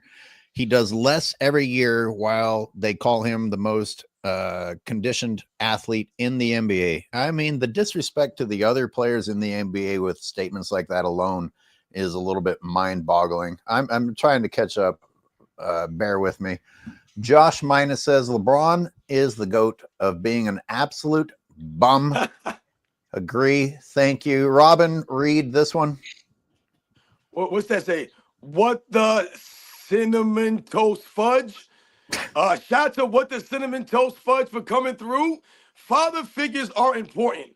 Jordan's entire legacy was cultivated by trying to gain approval and acceptance from his father. Once again, shout out to What the Cinnamon Toast Fudge. thank you very much to all you guys out there, man, that continue to support us. Jose, with no comment, just support, gave a $10 super chat. Thank you, Jose. Drama Therapy says, in all fairness to Braun, steroids can cause dehydration. Him and Bronny, they have that white mouth happening. Zay, read this one. From Ace Clip 53, loyal Clippers fan of 46 years. God damn it. Feel sorry for me, guys. Nothing surprises me with this club. My pain runs deep. God bless and keep bringing the truth. Robin, what did I say? What did I say the other day with the Cleveland Browns fans? At least they understand that they suck and that they're living in misery. LeBron fans are in delusion. Why don't you say, God damn it, LeBron? Why can't you be better? Nope. They're like, oh, he is good. It's everyone else's fault, no matter what he does wrong. Well, AOH, they're projecting those Disney fantasies. You know, in their mind, it's greatness. It's all these other things. But in reality, you know, we're like, okay, why are all these losses and all these blemishes overwhelming the quote unquote greatness? And see, that's the problem. They have their own little fantasy world that they just want to stay, you know, dwelling in. But then when we actually bring reality, we have to be called haters. That's their crutch word. You got to be in a serious non-reality world to think that the bubble chip makes up for 7 years of the Lakers being as pathetic as they've ever been. I don't, and people, and then, but you got a Stephen A. Smith who comes on and says some shit like that might have been the toughest chip ever. Well, he said that too. Stephen A. backed that. Yeah, no, he said that. He's the first one that I heard say it. Oh wow! I did a whole video about it. That's years ago. I actually didn't know that Stephen A. Smith said that at the time. Oh, that was years ago. I had no idea. That was probably 2021 when LeBron was having an astonishingly miserable year. And everybody had to turn around and start talking about something else. Hey, let's look at how amazing 2020 was. Fuck. It was so amazing that nobody watched that finals. More people watched The Last Dance than they watched the finals that year. Yeah. What year was the in-season tourney? What year was that first year? It was the following year, I think. That was the most embarrassing lowest ratings ever. And 98 still has the highest. The celebration of the in-season tournament was maybe the most embarrassing thing I've ever seen a professional do. Watching them pop champagne with goggles and all this other bullshit after beating Tyrese Halliburton and the Pacers. Watching ESPN prop up Tyrese Halliburton as the next face of the league and the Pacers as this defensive juggernaut. Just, you know, seeing AD shouting and hooting and hollering after dunking on, I don't even know who their big man was at the time. It was embarrassing because as soon as they lost in the playoffs, LeBron was like, yeah, we won that thing or whatever. And it's just like, holy shit, like, where's the stenographer? Where's the person who keeps all the records of all this to bullshit? date, both of the in-season tournament champions have been first-round exits in the actual playoffs. So that tells you how meaningless it is. Yep. Right. It's embarrassing. And the whole point, though, or the part where LeBron James got exposed is when Giannis didn't pour champagne all over himself. He didn't go all crazy. They didn't celebrate that way, the Milwaukee Bucks. Giannis said, we're not going to celebrate that way. LeBron James, who was a seasoned veteran of the NBA, of competition, decided to celebrate as if it was 1999. This dude went nuts. He jumped through the window. And that's where he got exposed. Real Ball says, what do you folks think about the Nuggets? They got dumped on a lot this season, including by Robin. Can they beat? No, hold on. Don't you dare, AOH. You better check yourself with that nonsense, man. I ain't dump on the Nuggets. I dumped on you weird Nuggets fans that said he ain't had no help. Get it straight, AOH. Goof. Yes. Can they beat OKC? Only if the bench carries Jokic, right, Robin? Once again, you sound real salty, AOA. Where does he go? Don't be salty, because I got the facts. I've been 100% on the money. Robin, you go off camera to lift weights? I've been 100% on the money. Here's the thing. What has Jokic done that actually pisses you off? The fans, the ESPN. Once again, you're missing the point. But you're wasting your energy. Jokic. But you waste your energy shitting on Jokic. What's Jokic done to deserve hate? Tell me where I hate it. You name me the hate. What do I say? Dude, what's he say? What do I say? Say that. Wait, where? When? Tell him. When? Well, I'll read the titles of half of your last videos. Read it. Read it. Come on. You talk about Jokic being carried by the people that they say the bums. But here's the thing. Exactly. Thank you very much. You just made my point. They're not bums. They're not bums. Okay. Did Jokic call his teammates bums? I say Nikola Jokic fans. Nikola Jokic fans. Why would you not making any sense? Why would you spend time on that? Is what I'm saying. Why? That's a good question. So now you're dictating my content on my channel. Wait, this is what we're doing now, man. I thought we were cool, man. What are we doing right now? You're sounding insane. You're trying to put words in my mouth like all these people do. It don't make sense. The bottom line here is the Denver Nuggets are a good team, but not just because of Nikola Jokic, but also because of the other guys that stepped up. If you watch that series, Nikola Jokic was horrible in the fourth quarters. His teammates stepped up. When he airballed that three-pointer in the last seconds, who tipped in the dunk and won the game for them? In the game one, if you watch the fourth quarter, who missed the 2 free throws with a minute left, with the team up by 1? Nikola Jokic did. Who grabbed all those offensive rebounds in the fourth quarter? Aaron Gordon, Russell Westbrook, Jamal Murray dropped 40 points in one of those games. You fools keep telling me this dude is carrying bums. You telling me he has to play at MVP levels for them to compete or win when he did not play at MVP level, and they dominated a Clippers team in that game 7. Can we get a round of applause because Robin just did that without breathing one time? Well, Robin, just so you know, Robin, I'm with you. I think that we oftentimes, because we hate LeBron James, he's so insufferable, we can tolerate the same mistakes from other superstars that are much more likable, that are much more humble, that are much more modest. Nikola Jokic actually loves Russell Westbrook.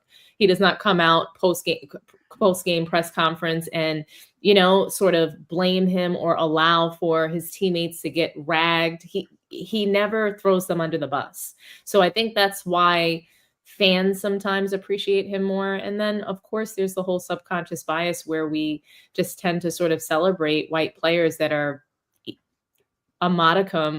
have a modicum of talent. So I think that we make exceptions for Nikola Jokic, Luca Doncic, because they are more likable than LeBron James. Anybody is more likable than LeBron James. The polarity that you just mentioned, Dominique, is the point. You have LeBron James, who is the reason his team loses, going out and throwing his teammates under the bus and getting protected. I haven't heard Jokic throw a teammate under the bus ever. And he doesn't always have a perfect game.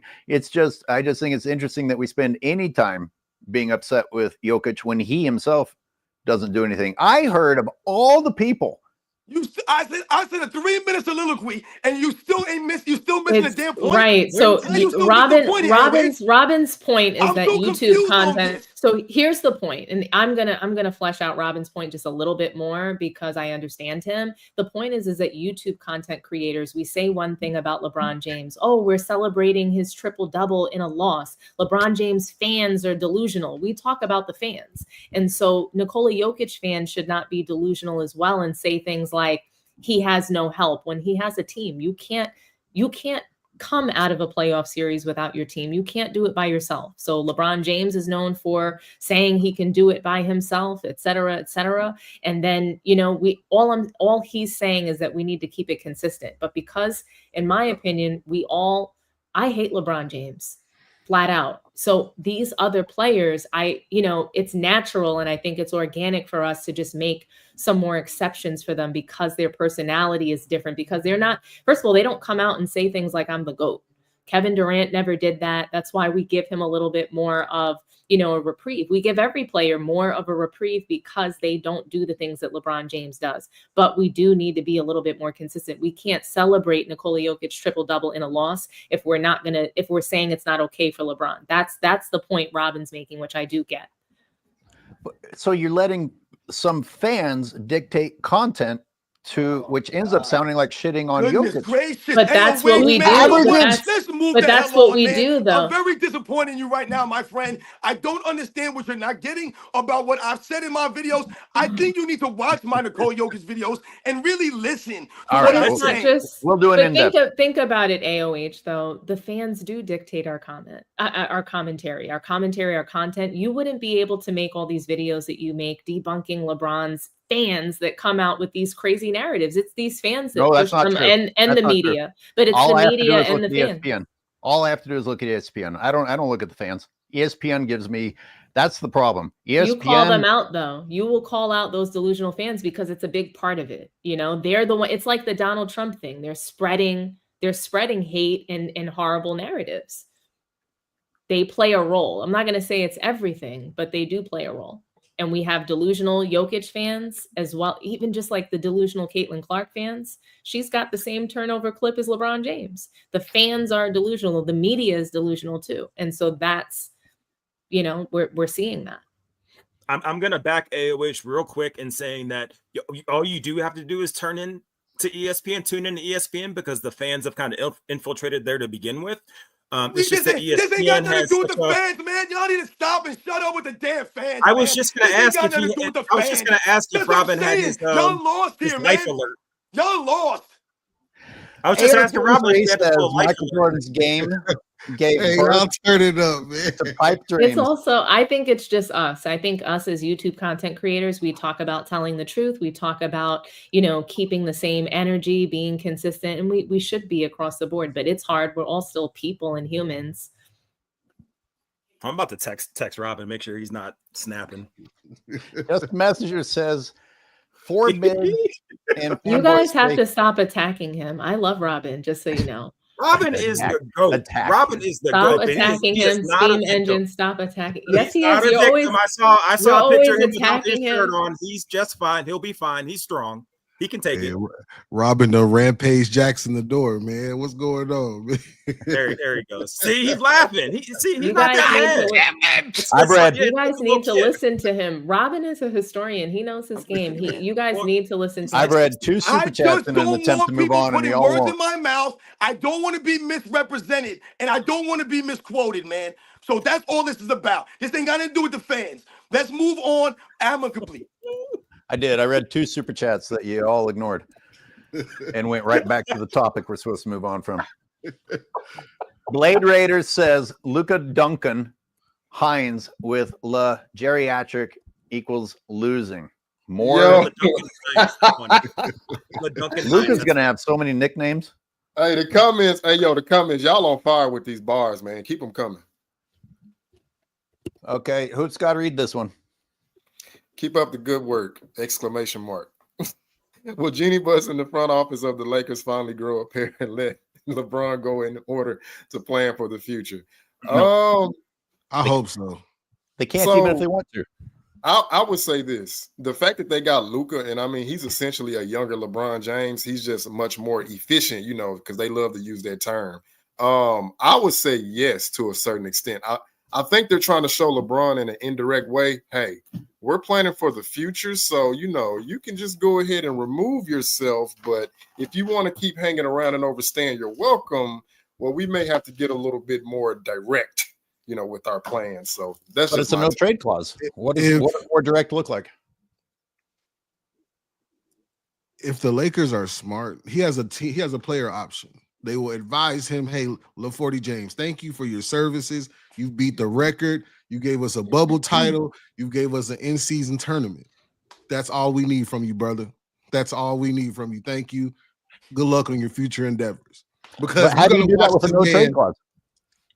He has a player option, so he can opt in and opt out, I believe, right? I can't imagine why he would opt out, though. If he wants to go back to Cleveland, you know, go somewhere else. The Lakers want their franchise back. This man is he's about to get paid $52 million this year. What can you get on the market right now with $52 million that can help your team? Actually help them.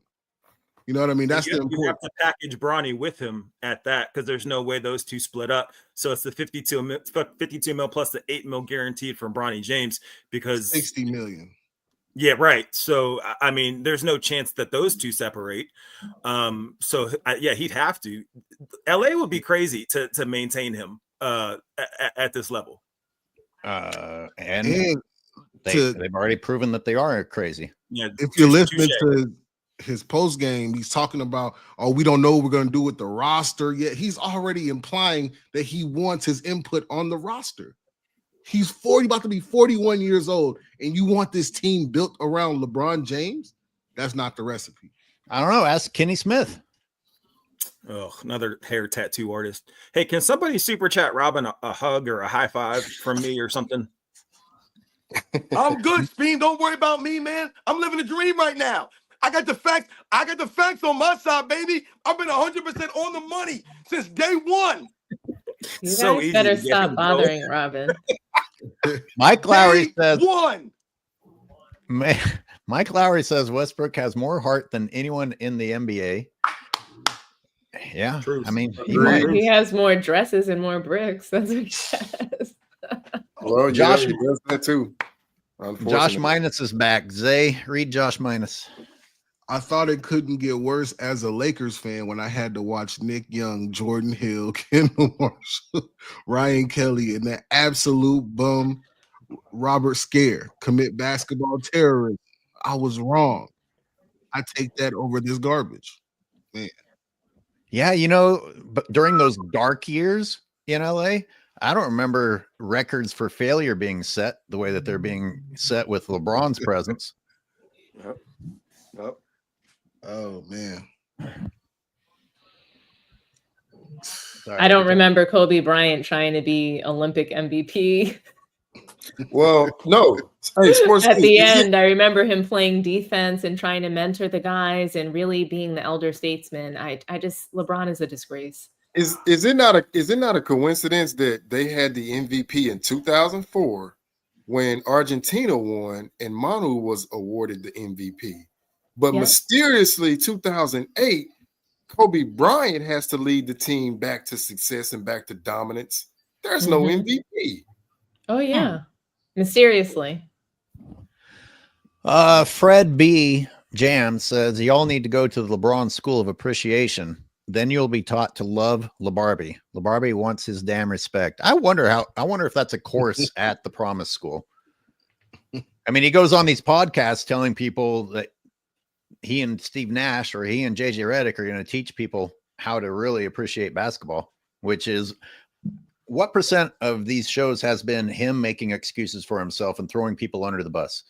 100%. I mean, throwing other people under the bus is your version of teaching people to appreciate basketball. Right. Exactly. He's trying to rewrite history. Every chance LeBron James gets, he tries to rewrite history. I mean, look at Rich Paul, man, a couple weeks back. Oh, yeah, they weren't really a big three. He tries to downplay how good Chris Bosh really was. That's you rewriting history, because the reality that history actually shows that Chris Bosh actually was a really good player. Yeah, he wasn't one of the all-time, like, top 10, 20 greatest players of all time, but he was a really good player, man, when he played. But now they're trying to rewrite that history by saying, yeah, Chris Bosh wasn't really that good. No, what he had to do was once again sacrifice his game to help LeBron James win. Do you remember, though, that he also said that Boston was a big four with Ray Allen, Kevin Garnett, Paul Pierce, and Rondo? Right. But mysteriously, when Ray Allen joined the Miami Heat, they weren't a big three or a big four, right? By the way, I think Doc Rivers underachieved with that Celtics group. I agree. I think that Doc Rivers underachieved. I think he's one of the most winningest coaches, but also one of the most, I'm going to say, overrated as well. So he's overrated and also one of the most winningest. It's really interesting. Yeah. I think he's underachieved in several aspects of his career. And Boston was just one of those many, opportunities. I mean, what happened with the LA Clippers? Remember, they were supposed to be like the reincarnation of the Clippers? I think he just has an idea of how basketball is supposed to be. And when people say that he doesn't make adjustments, I agree to that point that he doesn't make adjustments. He just only makes the adjustments that he likes to make. So he thinks if this happens, then I'm going to make this adjustment. He doesn't necessarily know. He's not ready to coach today's league. He's coaching in a different time. He's still living off that Boston ring, as far as I'm concerned. This many years later. I mean, why do we have to bang on him, right? But what has Rick Carlisle, what has he done? He's living off the same ring since God only knows how long. I'm just saying that all these other coaches, we need to bring them to task too. It's not about just Doc Rivers. There's plenty of other coaches getting bumped in the first round or melting down, not making adjusted. The Grizzlies coach failed miserably. He was clipped. Mike Malone has made some pretty poor mistakes. There's a lot of guys that we should be talking about in the same vein, but for some reason we target Doc Rivers so much. And I'm not saying it's because he's black. It's just I think he is a target. It's probably his hairline, the spray paint. It's just. But are those guys that you just mentioned being given coveted opportunities? I think that Rick Carlisle has had really good opportunities. I think that the guy who else has had a pretty good team. What's that other team that I want to think of? Someone say Steve Kerr. Even when you take a look at Minnesota, Chris Finch has been outcoached loads of times. Even Steve Kerr, he is a championship winning coach who is extremely overrated. I'm not saying he's a bad coach, but he's overrated. His substitution patterns are awful. Thibodeau, he should be blasted. I mean, they're making a lot of poor decisions, a lot of these coaches, but we love to focus on Doc Rivers because of his history, because of the meltdowns in the playoffs, which I get, but a lot of these other coaches aren't even making it to the playoffs with some really good teams. I mean, take a look at Giannis and that team. Like they shouldn't have been bumped in the first round. Speam, you want to read the one on the screen? Shout out to JSRL Podgy. Oh, man. Sorry. This is starting to catch up with me. Much as I dislike LeBron, Jeannie, his presumed boss, is responsible. She could fine dude for all action / media that threatens franchise credibility. Absolutely. She does nothing as far as we know. I mean, she does his bidding. I mean, who's the boss? That's the weird question we always ask ourselves. Is LeBron James, in fact, running the Lakers, which sounds insane. And I agree. It sounds insane. And yet it looks like it. So I don't know where he must have something. I think he has something on the Lakers. There was a moment of contention between Jeannie Buss and LeBron James and Clutch Sports. There was a huge moment of contention between them. When she came out, she was saying like, "Oh, I wish Kobe were here. He would understand everything."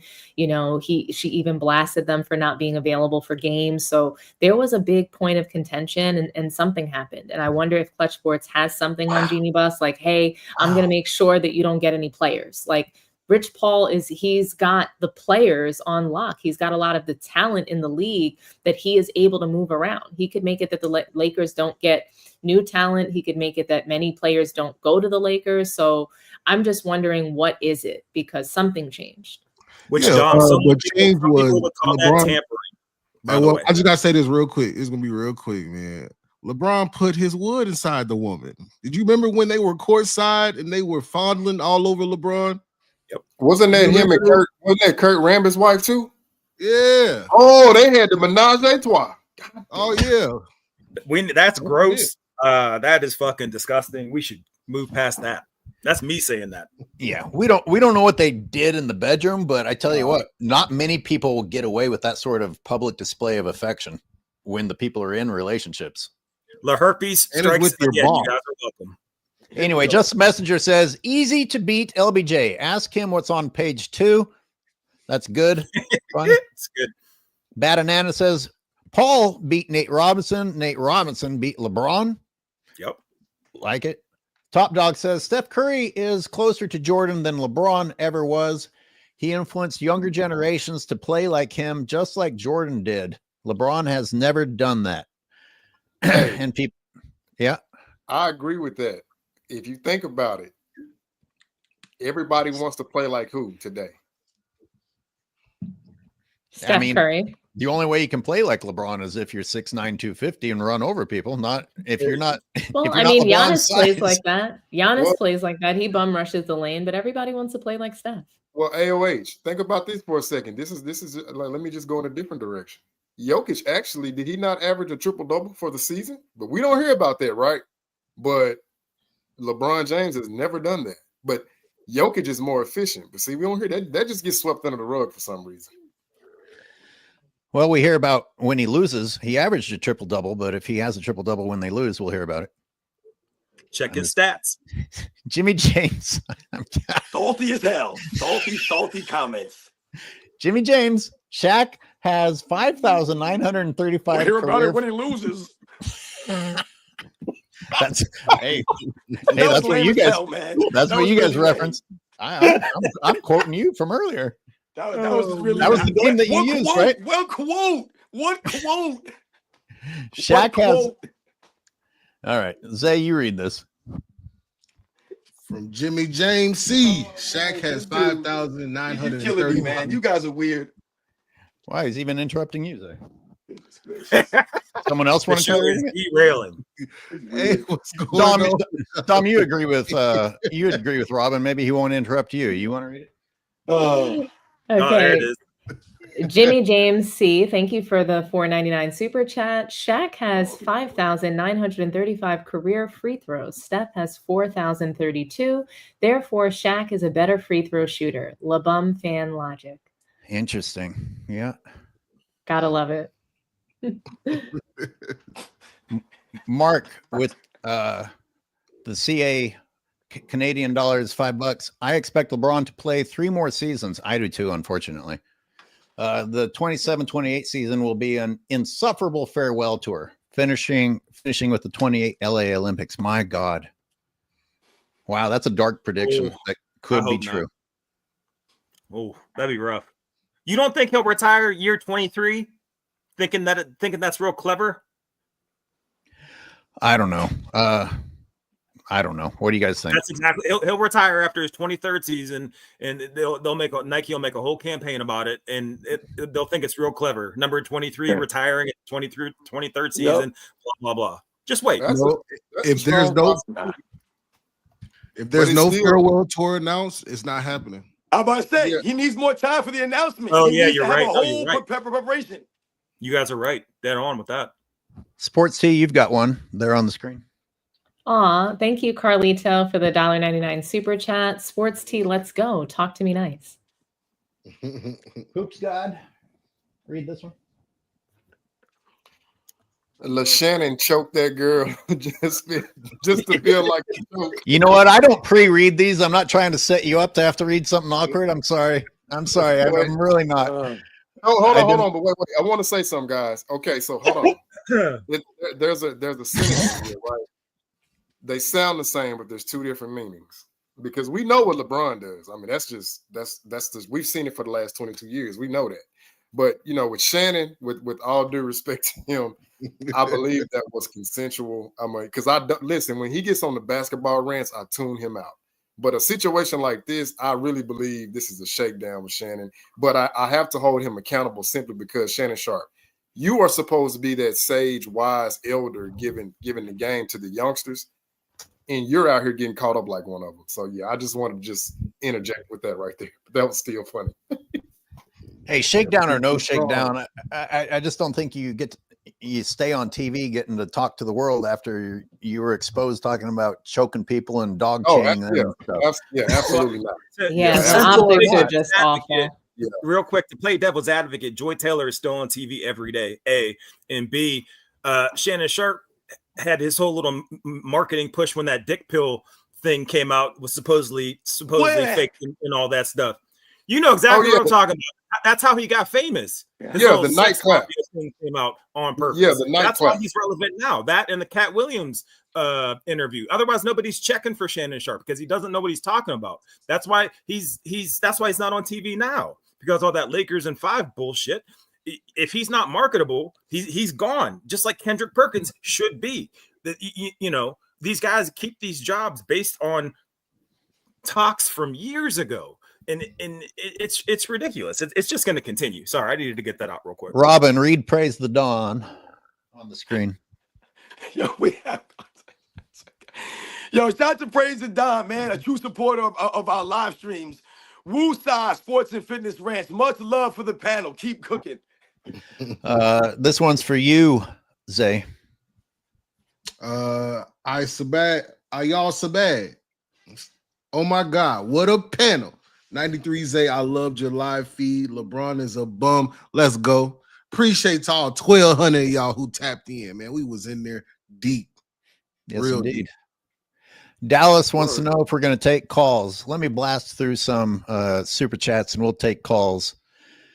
Yeah, panel, what did we not get to that is a necessity? Well, think about it. You don't have to answer now. Think about it before we take calls. Is there something we didn't address that is a necessity? I think whether or not LeBron is going to be leaving the Lakers, I think is something that's been trending. Yeah. Yeah. I can't. And Darvin I Ham believe league-wide apologies. Savage Shun says, respect to Robin for stopping the narrative, stopping the lies, stopping the narrative. Jolly Josham says, this one is SNF on his Nuggets. Huh? I don't know. Read it, Robin. Oh, Lord. Jolly Joshams. This one is Sports and Fitness Rants on his Nuggets take.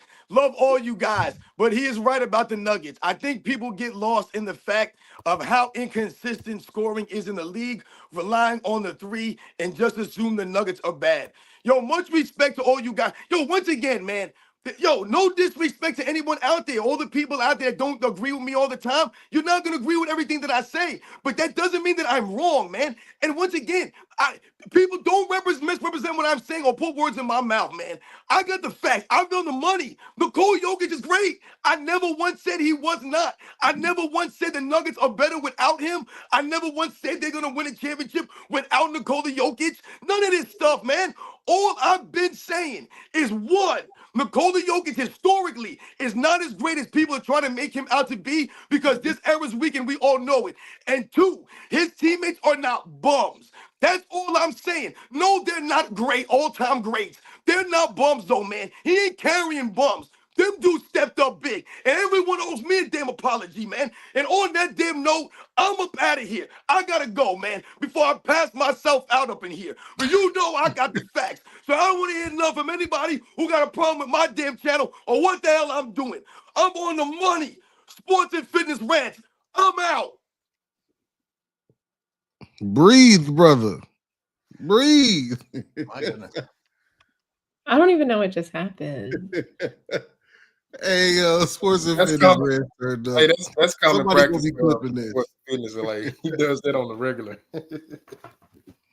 I love Robin. Robin turned up today. He is turned. I don't think he heard me. He accused me of not hearing him. I don't think he heard me. You guys did that on purpose. Well, a lot of people want to talk about Jokic and the Nuggets, and Robin does do a lot of videos about Jokic and the Nuggets. And my thing is, what did Jokic do? I think we're hearing. He turned the ball over. I can tell you what Jokic did. So he turns the ball over at a high clip. He also can't run, jump, or dunk the ball. Right. But take the gameplay out. I think, as you said earlier, it's the way that LeBron behaves and the way that Jokic behaves that makes people say, well, geez, if LeBron year after year gets ESPN saying, get him some help, and Nuggets aren't doing that, and Jokic isn't complaining, saying, hey, bring it to me. But ESPN does the same thing for Jokic. So we do have to call it out. That's the problem, is it's the same thing. So ESPN does the same thing, saying Jokic needs help, but they also do the same thing for LeBron. And some analysts actually will say, well, how much more help does LeBron need? But nobody does that for Nikola Jokic. We do need to keep some level of consistency. That's the point. That's the criticism. And it's not a Jokic criticism. I've said it multiple times. I think he's very humble. I think he's a great leader of his team. His team loves him. Clearly, they're willing to fight for him. They're willing to defend for him. You know, that they're willing to do all of this because he seems like a really good teammate. But I still don't think my primary point is being made. We are reacting to ESPN and taking the bait and making videos or reacting negatively toward Jokic based on that. We aren't reacting to Jokic doing anything that he has said, whereas LeBron says all kinds of ridiculous horseshit.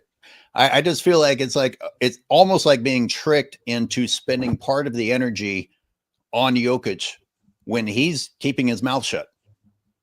See, I don't spend the energy on Jokic. I spend the energy on the narratives and what someone said. So I will respond to that. So it's not, to me, my criticism is not Jokic based unless I'm talking about his actual game. So if I'm breaking down his game, I'm going to say, hey, he turns over the ball quite a bit. Hey, I don't think he should be bringing down the ball, et cetera, et cetera. Like, I just criticize his actual game.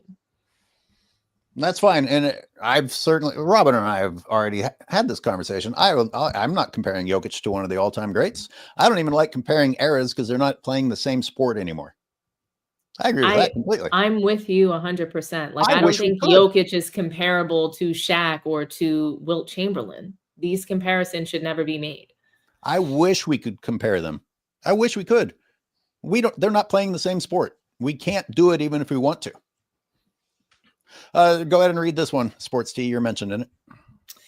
Thank you, Gary, for the $10 super chat. Let's keep the peace. Thank you, Sports T, for your calming presence and sports intellect. Salute AOH for your consistency, and salute to my man SFR for keeping that same energy. Salute Zay for your content. Hey, salute, Gary. Appreciate you. Mike Lowry, when in the history of the NBA have we started glazing a 290 paid big man that passes a lot, can shoot a little bit, no defense, cries to the refs, and can't jump over a yellow pages book? Who are we talking about? 290? My guess is that's Nikola Jokic, so he can't run or jump or dunk the ball. Yeah, they said he can't jump over a piece of paper. But somehow he's been able to dominate. So yeah, you shouldn't average a triple double if all those physical problems are real. That's an indictment of the NBA. For sure. Gemini Girl says Kevin Gates was trolling Savannah's sperm donor at that game. Jesus Christ. You guys are vicious. Begging him to pull up. You walk over, but you're going to be limping back. Maybe that's why he was limping. Hey, where'd Robin go? I don't know. Oh, he crashed out? Yeah, that's a bummer. Where's Hoops God? He said he had to go. I'm gonna talk. I'm gonna text Robin a bunch of shit. I'm gonna talk. Are we taking callers? Yeah. All right, let's take callers. Hey, Zay, read these last comments for me, please. All right, from Yale K. That courtside show with Bus was a distraction from the more allegations coming out about him using steroids. I don't know about that, but the allegations are coming. They're coming. All right, keep going. Doctor with the fan, 93 Zay. You're gonna make a merch t-shirt showing you wearing a white coat and says you're sick. Knock it off. I'm Dr. Zay. Welcome to the asylum. Dr. Zay, y'all. Top dog with the 5. How was Braun the GOAT when Curry was more influential than him and has as many rings as him and was part of a dynasty and stayed with the same team since 2009? What y'all think? People don't talk about the ankle injuries that Steph Curry overcame to get to where he is now. He should have limped to the podium with a cast on. Oh, he should have. He seriously should have. Like, because what did they list him at? What, 6'3", right? And he's not my GOAT, don't get me wrong, but he should be the face of this era just based on just skill, shot, like athleticism, shot making ability. The fact that when he needed to gain weight, put on muscle, he did. The fact that he can shoot from anywhere in the gym, he can get to the paint. His handle is next to almost. I mean, maybe Kyrie has better handle right now, but other than that, it's like he's offensively this unstoppable machine at a very under average size for an NBA player. He's not talked about enough. It's kind of scary. I'm putting the call-in link up. Robin, if you're listening, sorry to see you go. Yeah, man, they disrespect the chef, man. I used to disrespect Curry. I ain't gonna lie. I used to hate them beige brothers. The beige brothers used to piss me off. Oh my God. I mean, is it really disrespect though to talk about how he crumbled in 2016 when there was some physical defense? And he's since really worked on that. So he looks much better under physical, like pressure defense, but he didn't in 2016. King Speech, you're on first. Hey, salute guys. How you doing? Good morning. Good morning. The only Knicks fan in the world. Come on. The only Knicks fan. No, and me too, Zay. Look at my background. I'm a Knicks fan. Go Knicks. How you doing, Dominique? Yeah, it's good. It's orange and blue skies right now. You know, I can't wait for Monday. Y'all like had an NBA logo on y'all streams right now. So I was on that Zesty channel last night debating. I had a debate with Mr. T Perfect, and it didn't go as planned. And I just realized something, the morning after, especially when you guys were talking about the excuses. I had 15 minutes to break down 22 years of LeBron BS excuses, and that's damn near impossible. Like, it's been 22 years. Like, I go back to 04. The teammates didn't like me. 05, even though he had an all-star, couldn't make the playoffs. 06, Wade, it was Wade's time. 07, they guarded me 5-on-1. The last 7 years of injury excuses, I knew I was waiting for one to come out, because it did. When he left the court, there was no limp. Then we see the backstage. I mean, we see the going back to the locker room. All of a sudden, he's limping to his family. Okay, so now we have a mysterious MCL injury that he would have needed a month to recover from. And it's also Luca's fault. And and I also said that he didn't pick JJ Redick as coach. Like, there's no proof that he got JJ Redick the coaching job. So now that JJ Redick coached such a horrible series where, again, they scored 85 points in the fourth quarters of 5 games. That's 85 points in 60 minutes of the most important part of a basketball game. And LeBron James, they also said he should have been Clutch Player of the Year. Right. I'm thinking 85 points in 60 minutes. They also said that LeBron was staying. They said that LeBron was staying out of the coaching thing entirely, and then he texted the college coach saying, "Hey, I approve of you coming over." Well, that's not staying out of it, is it? LeBron is the king of throwing stones and hiding his hands. Like, if it works out, he's a genius. JJ Riley, right? JJ the Knicks Pat Riley. But when it doesn't, now it's everybody else's fault. It's Luca. If I'm Luca, I can go anywhere I want at this point. What's a few dollars for my sanity and my legacy? Do I want to stay in this? LA will have no picks. They will have no money to spend. Jeannie Buss will still believe whatever LeBron, we really believe that LeBron was great. He had one good game where he scored no points he didn't record a stat in the last 5 minutes, right? So that 38-point game. And then he was mediocre the last 2 games. And then we blame it on a knee injury because he crumpled to the floor. Hey, as usual, great stuff, King Speech. I'm keeping everyone short because the waiting room is already full. Appreciate you calling in. Salute, guys. All right. Cool. See, Haas is next. He's not going to let me cut him off. Haas, you gotta execute some willpower here because we got a lot of people that want to talk today. Haas, you're on. Salute, AOH. I've been holding my tongue about this for a few months now because when the trade happened, I thought it would have been a fair trade if Dallas had gotten one first-round pick, at least one first-round pick, even possibly 2 first-round picks. I think it would have been a fair deal. Yeah, so I think the Lakers fleeced that trade. Yeah. But secretly, sort of privately, I was happy to see that trade, and here's why. Because I knew, based on the past experiences and based on my understanding of basketball, that LeBron James was going to make Luca worse. Yeah. Not just average, not just like average, but he was going to make Luca demonstrably worse.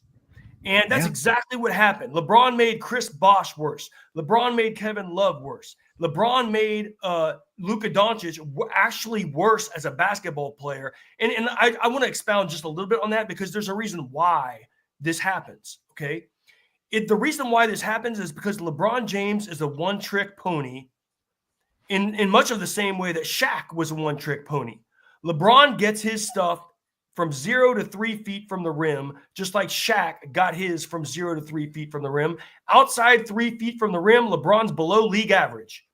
You can go to basketballreference.com, scroll down. There's stats about field goal percentage based on distance from the rim. Outside 3 feet from the rim, even 3 to 10 feet, LeBron is below league average. Yeah. So like Shaquille O'Neal, LeBron gets his stuff at the rim. So what does that mean? That means LeBron's a one-trick pony where he's used the soft defensive rules of the league, and he's taken advantage of those. And what happens is he gets a screen set, so he gets switched onto a smaller guard. Yeah. Then he steamrolls that guard to the rack, and he gets a layup or a dunk. That's what he's done his whole career. He's a one-trick pony, and it's impossible for other stars in the league to coexist with that dynamic of a basketball game because that's not really a flow of an entire offense. That's a one trick for LeBron's, for LeBron's bitch ass, and he has nothing else to his bag. Amen. So the other star is limited to being a spot-up shooter in most cases. That's why the players that LeBron makes better, in his entire career, they're the Mike Millers. They're the J.R. Smiths. They're these guys that are just spot-up three-point shooters. He might make them a little bit better because when he drives into the lane and steamrolls guys in the lane, yes, sometimes there's a collapse and he can kick it out to a three-point shooter. So the spot-up three-point shooters might get a little bit better, but everyone else, including the stars, get worse or stay the same or get demonstrably worse. And that's what happened his entire career, and that's got to be documented historically so that he gets knocked. His legacy gets knocked for that. Amen. We're going to work on that. We're trying to document it. And Robin, I wish you were here because I was going to shit on Kenny the Jet.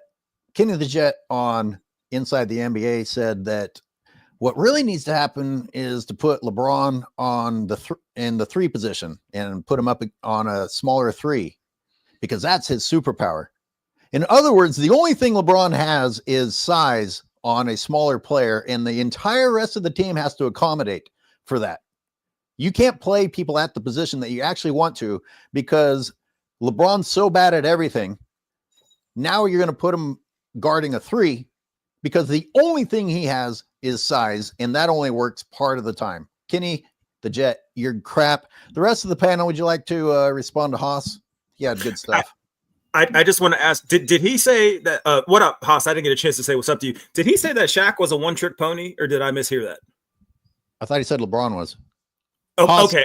Go ahead, Haas. Well, it is true that, Shaq's one trick was really dominant, but you could say Shaq was a one-trick pony. It's just that his trick was really damn good. So my only response to that, so I agree to an extent. However, when he was put in a position where he had to learn footwork, where he had to have a soft touch at the rim, even his free throw shooting, as abysmal as it was for a while there, it did go up. So he at least made some adjustments to his game that made him further dominant. You and I have both been alive long enough to say that we saw those 2000s Lakers, and there was no answer for Shaq before he learned any kind of technical skill. But then when he had to, it was just like, there's nothing you can do with this man. Let's call it a primary trick. And there's nothing wrong with it because he was obviously physically dominant. I would say that it's his primary trick, but Shaq is a very agile big man.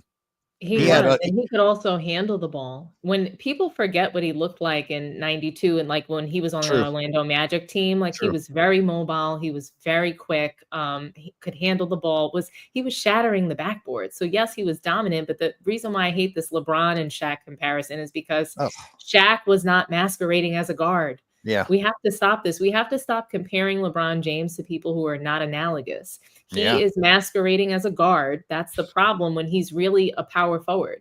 He needs to be compared to guys like a David Robinson, a Giannis, Tim Duncan, Kevin Garnett. Those are the guys he's comparable to, and they're all better than him because they actually played their true position and they played it well. Shaq also played his position as center. That's not analogous to LeBron James, though.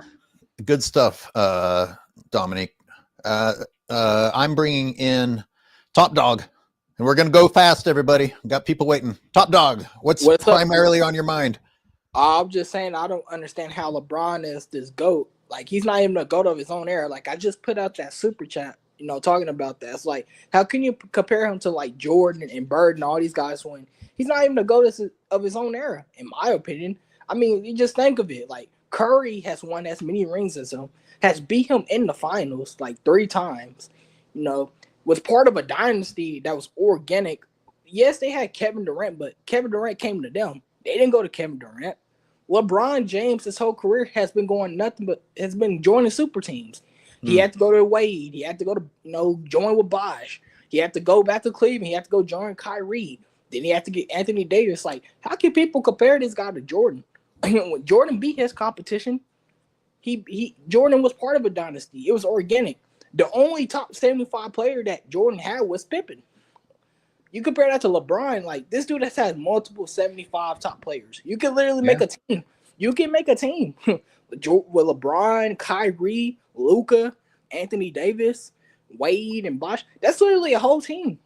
Like, so I don't understand this narrative that he's a GOAT. Like, Top Dog, you're on it. The narrative is just what we're being fed to by the media. It doesn't exist otherwise. It doesn't. I mean, so you're on it. I mean, it doesn't exist without the media. Sports Facts says Steph is definitely the face of this era. He is a very skilled athlete who makes the game easier for his teammates by his gravity, his winning. Oh, God damn it. All right, Timmy, something about 75 player. You can't have typos when I'm reading small print or I'm going to struggle. Right, I promise you we could read, y'all. It's just some of y'all shit be out of hand. Hey, in the age of autocorrect, I type things correctly, and this shit's gotten so dumb that it intentionally makes me type incorrectly. So I'm not going to shit on everyone too much for their typing in these days.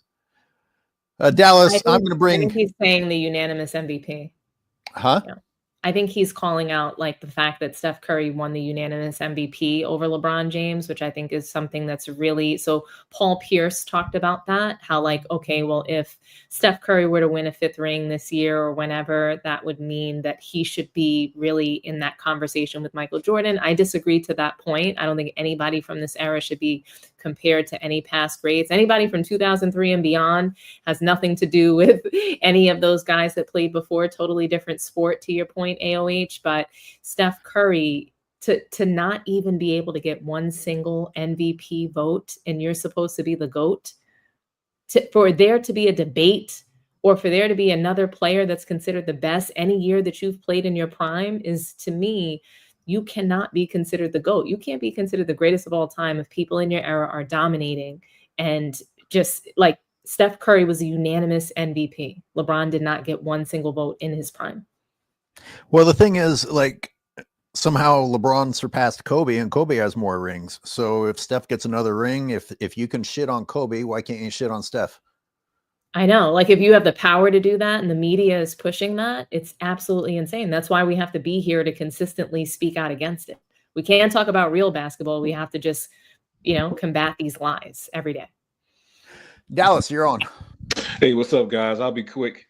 I'm not gonna even talk about LeBron today. I just want to touch on a couple of different things that I see. One of them is the whole Anthony Edwards thing. I like Anthony Edwards' game, but it's still a question there for me. And I don't understand why he's being lifted up to this face. And you got what Donovan Mitchell did this year, what Tatum has done the last 4 or 5 years. Like, why? I just don't understand why we don't give him the same credit, even if you don't like the way his game looked. That's one. Two, I don't think Savannah wants LeBron at home. I think that's why LeBron is playing. I think he knows once he goes home, it's going to be a wrap. I'll tell you that now. That's two. Three, it's something I didn't like about what Westbrook did in that last game. I didn't like that technical that he got in the end. I didn't really. I was looking. I was like, I get it. You hype, but I just thought it was a situation where it's like it's a first round playoff series. You're the higher seed. You're really supposed to win. So I'm curious to see how he plays in this second round because Russ is so up and down. He's so like he has one good game, and then he'll just do a whole bunch of crazy stuff. Yeah. But I'm just gonna leave those three things. I'll let other callers come on. And I'll sit back and listen to you guys. Thank you, Dallas. That's Yep. good stuff.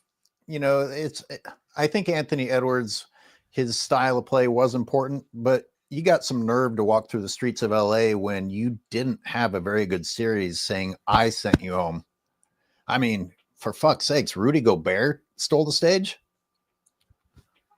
Can somebody tell me what Russ did to get that T? Huh? What did Russell Westbrook do to get that T? I missed that. Oh, he intentionally did it. He apparently he hung on the rim on a dunk and didn't get teed up. So somehow he wanted to get teed up, which I think is petty because the Clippers are actually a season removed from his history. How are you still hanging on to this? So the thing about Westbrook, real quick, is speaking about players that LeBron didn't make better. He was the ultimate easy win for LeBron because if you win with Westbrook, it's because you made him great. If you lost with Westbrook, it's because it's just Westbrook being Westbrook. And that man, and AOH, I've watched multiple videos that you've done about this. That man was drugged through the mud, like the Los Angeles mud, for days and days and months and months and months when he was the most consistent player on that team. He played more than anybody. And his wife had to defend him. And, all these guys are going at his throat. And as far as I'm concerned, because I think he plays with more heart than anybody in the league right now. I think one of you guys said that earlier. I'm okay with him doing whatever he wants, quite frankly, because he's taken hits that he just did not deserve throughout his career. I'm going to say this. No more Anthony Edwards slander. Anthony Edwards is the legend killer. He has eliminated the old heads. He's getting the old heads out of here. You know what I mean? Anthony Edwards had to deal with the officiating of this series where in game 3, he shot 0 free throws. That is an abomination to the sport of basketball. Wait, say that stat again. Say that again. He shot 0 free throws. When? Game 3, I believe. Game 3 or 4. Yeah, that's pretty crazy. 0. It's unbelievable. I mean, at the end of the day, somebody has to get Rudy Gobert the ball. He can't dribble the ball. Who was getting him the ball? Anthony Edwards, right? Anthony Edwards, they were trying to build a wall at the perimeter to keep Anthony Edwards out of the paint. And what he was doing, getting into Rudy Gobert. That's what he's supposed to do. The same thing that we would credit Jokic for, the same thing that we would credit Luca Doncic for is the same thing that Anthony Edwards was doing. He didn't have a great shooting night personally, and there were a couple of nights he was off shooting-wise, but he was still able to find his teammates. He was still able to have an impact on the game and meaningful impact on the game. He was able to be in control of the game and work through his teammates. Yeah, except that Gobert wasn't really getting fed as much as he was cleaning up missed 3-pointers. Yes, he didn't shoot well from 3. And that's something that I've always talked about with him. I don't want you shooting 11, 12 threes a game. That's not they were picking up Anthony Edwards. So they were picking him up right at half court and he was throwing the ball right into the dunker spot. I mean, that was happening. That happened a few times. He did also clean up, like you said, right off rebounds because there was no rim protector anywhere in sight. So the Lakers had no interior play and he was able to dominate. But to that point, that was every single game they had no interior play. You know what I mean? And a different person on the Timberwolves cooked their asses every single game. To your point, Zay, it was belt to ass every single game by different people. Yes, thank you. And the only game that wasn't belt to ass was where they didn't call a single foul in Edwards. Correct. Favor. Exactly. That where the refs helped them, and the refs helped them every single game, and they still lost this series. And wait till I drop these. Wait till I drop this video about these questions that the media was asking and not asking after each of these terrible ass performances. Can't wait. Also, Russell Westbrook deserved to get it in. You know what I'm saying? He just got the steal, fast break steal, dunk. They were just exploding. No Diddy. They were exploding on the Clippers, man. It was unbelievable what I saw at the end of that third quarter. That was crazy. J Pitt, you're on. Yo, can you hear me? Yes. All right. Another banger of a show. You guys are beautiful. Every single one of y'all. It's good to see Sports T here. Hope she comes back. She's absolutely brilliant. So I want to. There were some discussions about the future of the league, and it seems to be pretty bleak. It seems to be kind of negative. I would like to say that from what I've seen in the playoffs, I think the future looks pretty bright with teams like the Pistons and teams like Orlando, who are making some noise in the first round, led by Paolo Banchero and Cade Cunningham, respectively, on both teams. Jalen Brunson doing his thing in New York. I love that guy. I absolutely love that guy. Just across the board, Anthony Edwards maturing as he goes along, watching him grow. I think the NBA is in a very, very good position. And also the fact that the refs are kind of letting the players play. I think they're experimenting currently with all the feedback that they have been getting from the fans recently. I think they're starting to adjust and adapt, and they're understanding like what we're all talking about. And you guys just need to keep doing what you're doing. Do not relent. Keep it going. Keep it flowing. Shout out to Sports and Fitness Rants. We need his passion. You guys, we need to stick together and get through this. Just don't challenge him or he'll leave. Sports like Fitness Rants, we missed you, buddy. J Pitt, that was good. Thank you. You know what? He might have a point. I'm pretty down on the NBA. Okay, huh? I'm pretty down on the NBA, but we might be looking at some good playoffs. And now we can sit back and watch the playoffs and see if we should have hope for the NBA. Yes, because I will be live for Game 7 tonight, y'all. Oh shit, that's right. Oh boy, Game 7. Hey Dom, I never recovered from 2016. By the way, never did. It's hard. It's still hard for me to get very excited for the Warriors. As many things as went wrong for the Warriors with the injuries and the refs, they still make a goddamn shot. I know. That 2016 loss, it was just so gut-wrenching, and it gave LeBron this. It kept LeBron alive. Imagine if he'd lost that one too. We might not all only not did be it keep him alive together. Somehow it sent him to the best ever. Somehow that made him say, that just made me the greatest right there. Oh man. 93 Zay went to the parade, y'all. I was at the parade. You were there? I was there. Yes. 11 hours, drove 11 hours. Oh, I was deep in the fanboy days. Oh man, we have to do something together, 93 Zay. You are hilarious. Oh yeah, for sure. We definitely gonna have to. That's what the streets want. The streets want it. They're asking. Zay, what does Robert say? I can't see the emoji. Robert, he said the year is 2049. Still no space program for the Rockets, and the Clippers are still doing Clipper activities. Yeah, RP the Rockets, man. I don't know. We're gonna see. We are gonna see. Clippers turn to the strippers. Daniel Parker, you're on. Hey guys, awesome. Y'all hear me? Yes. Great. I had one comment because guys, when y'all were talking about the biggest flops of LeBron, I had one that came to mind, and I was like, I don't know if they know about this one. So he goes down on this play, and there's either a contact foul or like a skirmish that happens off to the other side, and nobody looks at LeBron. So when they pan back, there's an open court view. LeBron looks around, sees no one's paying attention to me, gets up, walks over to where the spot of the foul was, collapses again, and has to get resuscitated there. He moved himself to the attention. You got to get me some details on that. That's that Chris Paul foul. That's that flagrant they tried to give to Chris Paul when LeBron went over his back. And on the free throw? Yeah. No. This is two other players got into it, Speed. Yikes. This is an older one, but they two other players got into it. Basically, he went down on the play, but then he was like around. He was in the paint, but this happened out about the 3 line, and so he gets up, finds the courage, and then stumbles and collapses again where the cameras are focused. So he's noticed them. I will find you the video. I will send it to you. Good. That's crazy. It is very hard to look up though because there's so many examples of flopping. Yeah. All right, I'll watch for that. So, all right, appreciate it, AOH. Thank you, Daniel. Wow. Wow.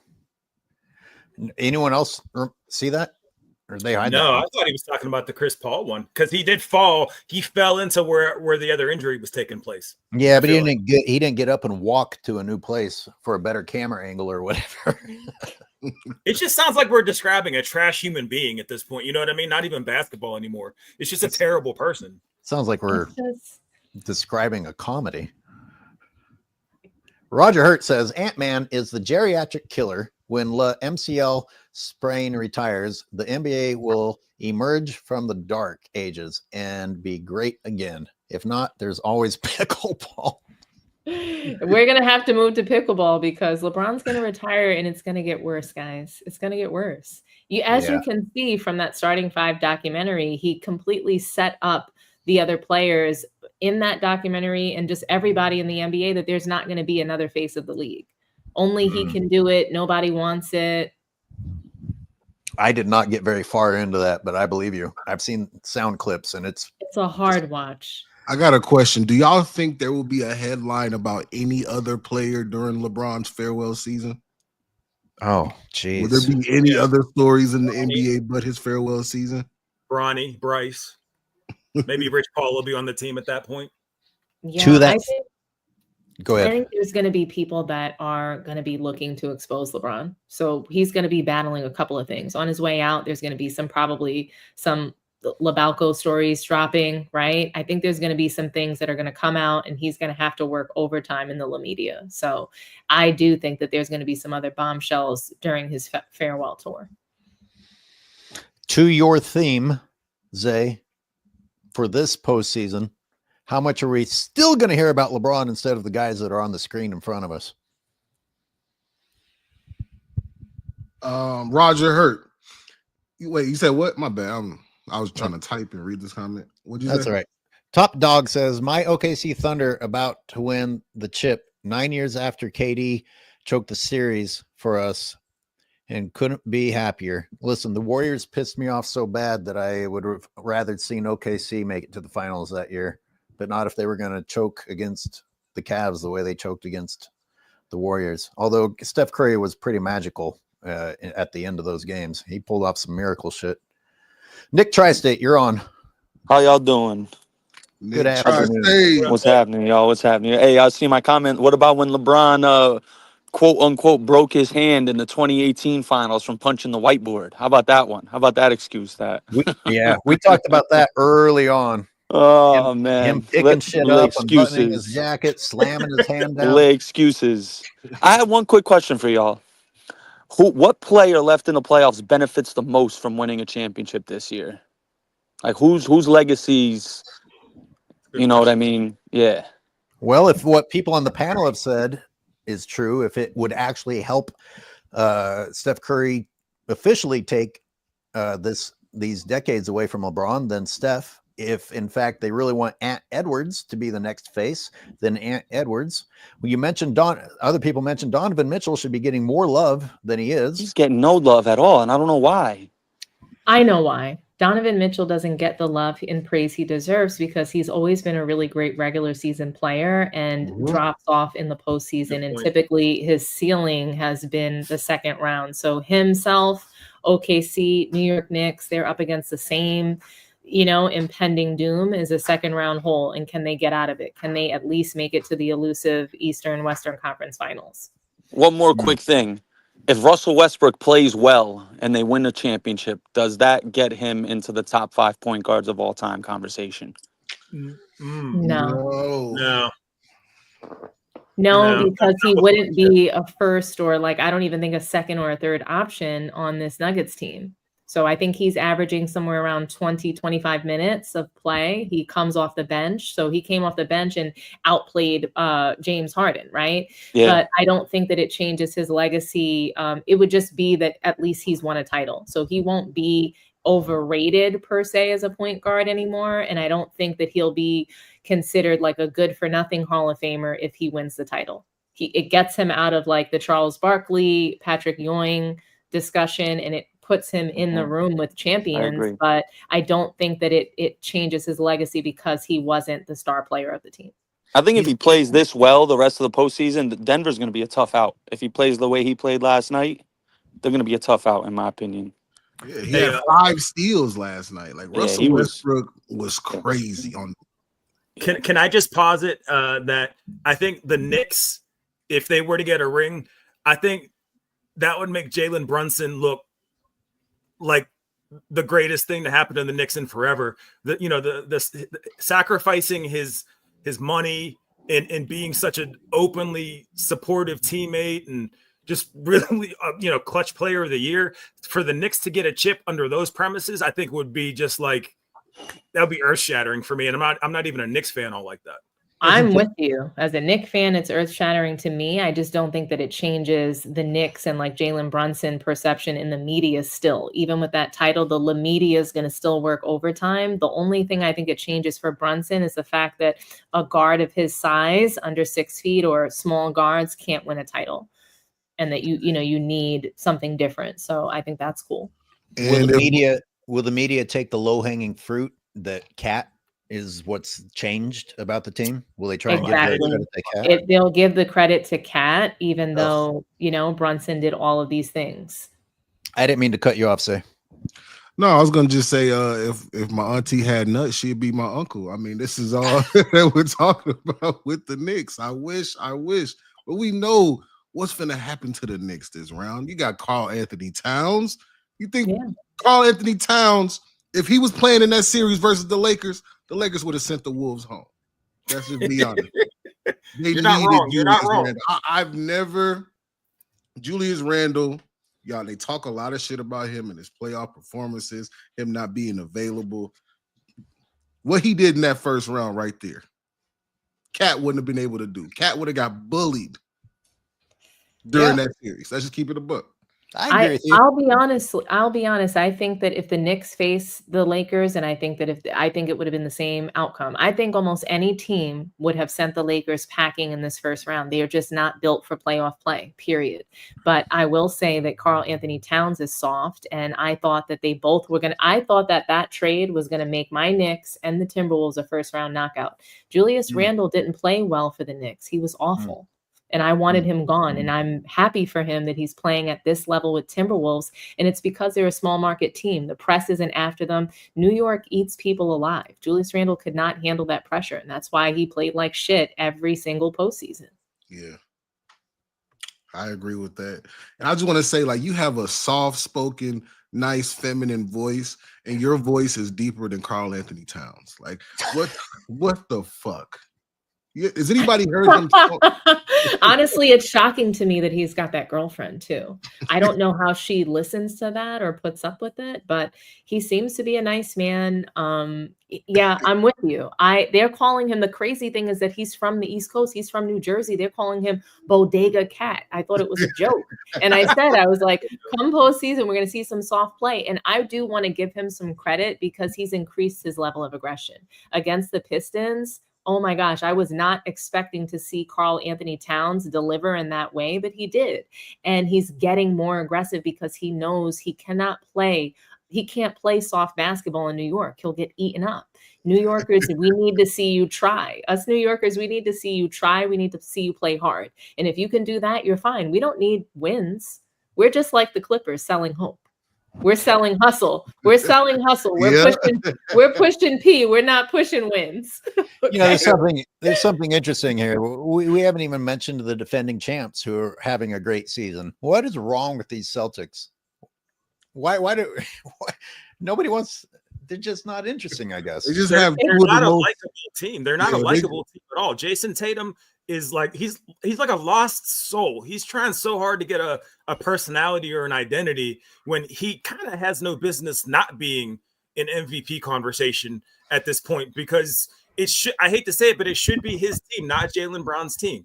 I know a lot of people don't think that, but you have contracts like that. they're just a lost team. They have no real identity at all. We've seen Jason Tatum crumble in big moments too often, where we've seen Jaylen Brown step up and be the explosion that the team needed. He deserved Eastern Conference MVP as well as the Finals MVP last year, and that's why he got it. Jason Tatum might very well should be the guy and the player, but he plays stiff. He's got like kind of no rhythm in his game. He's very stiff. We see him go to the rim very soft. He's missed dunks. He was missing dunks in the Olympics. He was missing dunks and layups in the regular season. So yes, he can play really well, but he doesn't always look like the star. And that's why people have been so confused. But I think what's wrong with the Celtics this season is they were playing around.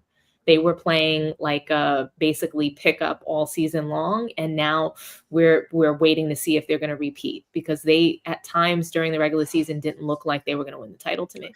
Did I pick up from you that you were watching the Celtic City? Yeah, okay. I actually love it. Did you notice that in the modern era episode, how much they spent on nostalgia and interweaving shots of past accomplishments, because the current team there isn't enough to talk about them? Yes, there's not enough game-winning moments. Did you notice earlier in the season when Joe Mazzulla came out and said he doesn't watch the basketball today? He doesn't watch the league. Yeah. So he said that, and this is coming off of a game where all they were doing was shooting 3-point shots. Like, they have just been playing around with the NBA all season long. Like, hey, I don't want you guys to get injured. Just shoot high volume threes. This is going to be we're going to play horse all season. If we lose the game, it's okay. We know what we're going to do come postseason. But they've not been entertaining. They've been a bunch of crybabies as well. Jason Tatum cries about not getting the attention he deserves. Just get out there and play. So how far are people picking? How far is this panel picking the Celtics to go?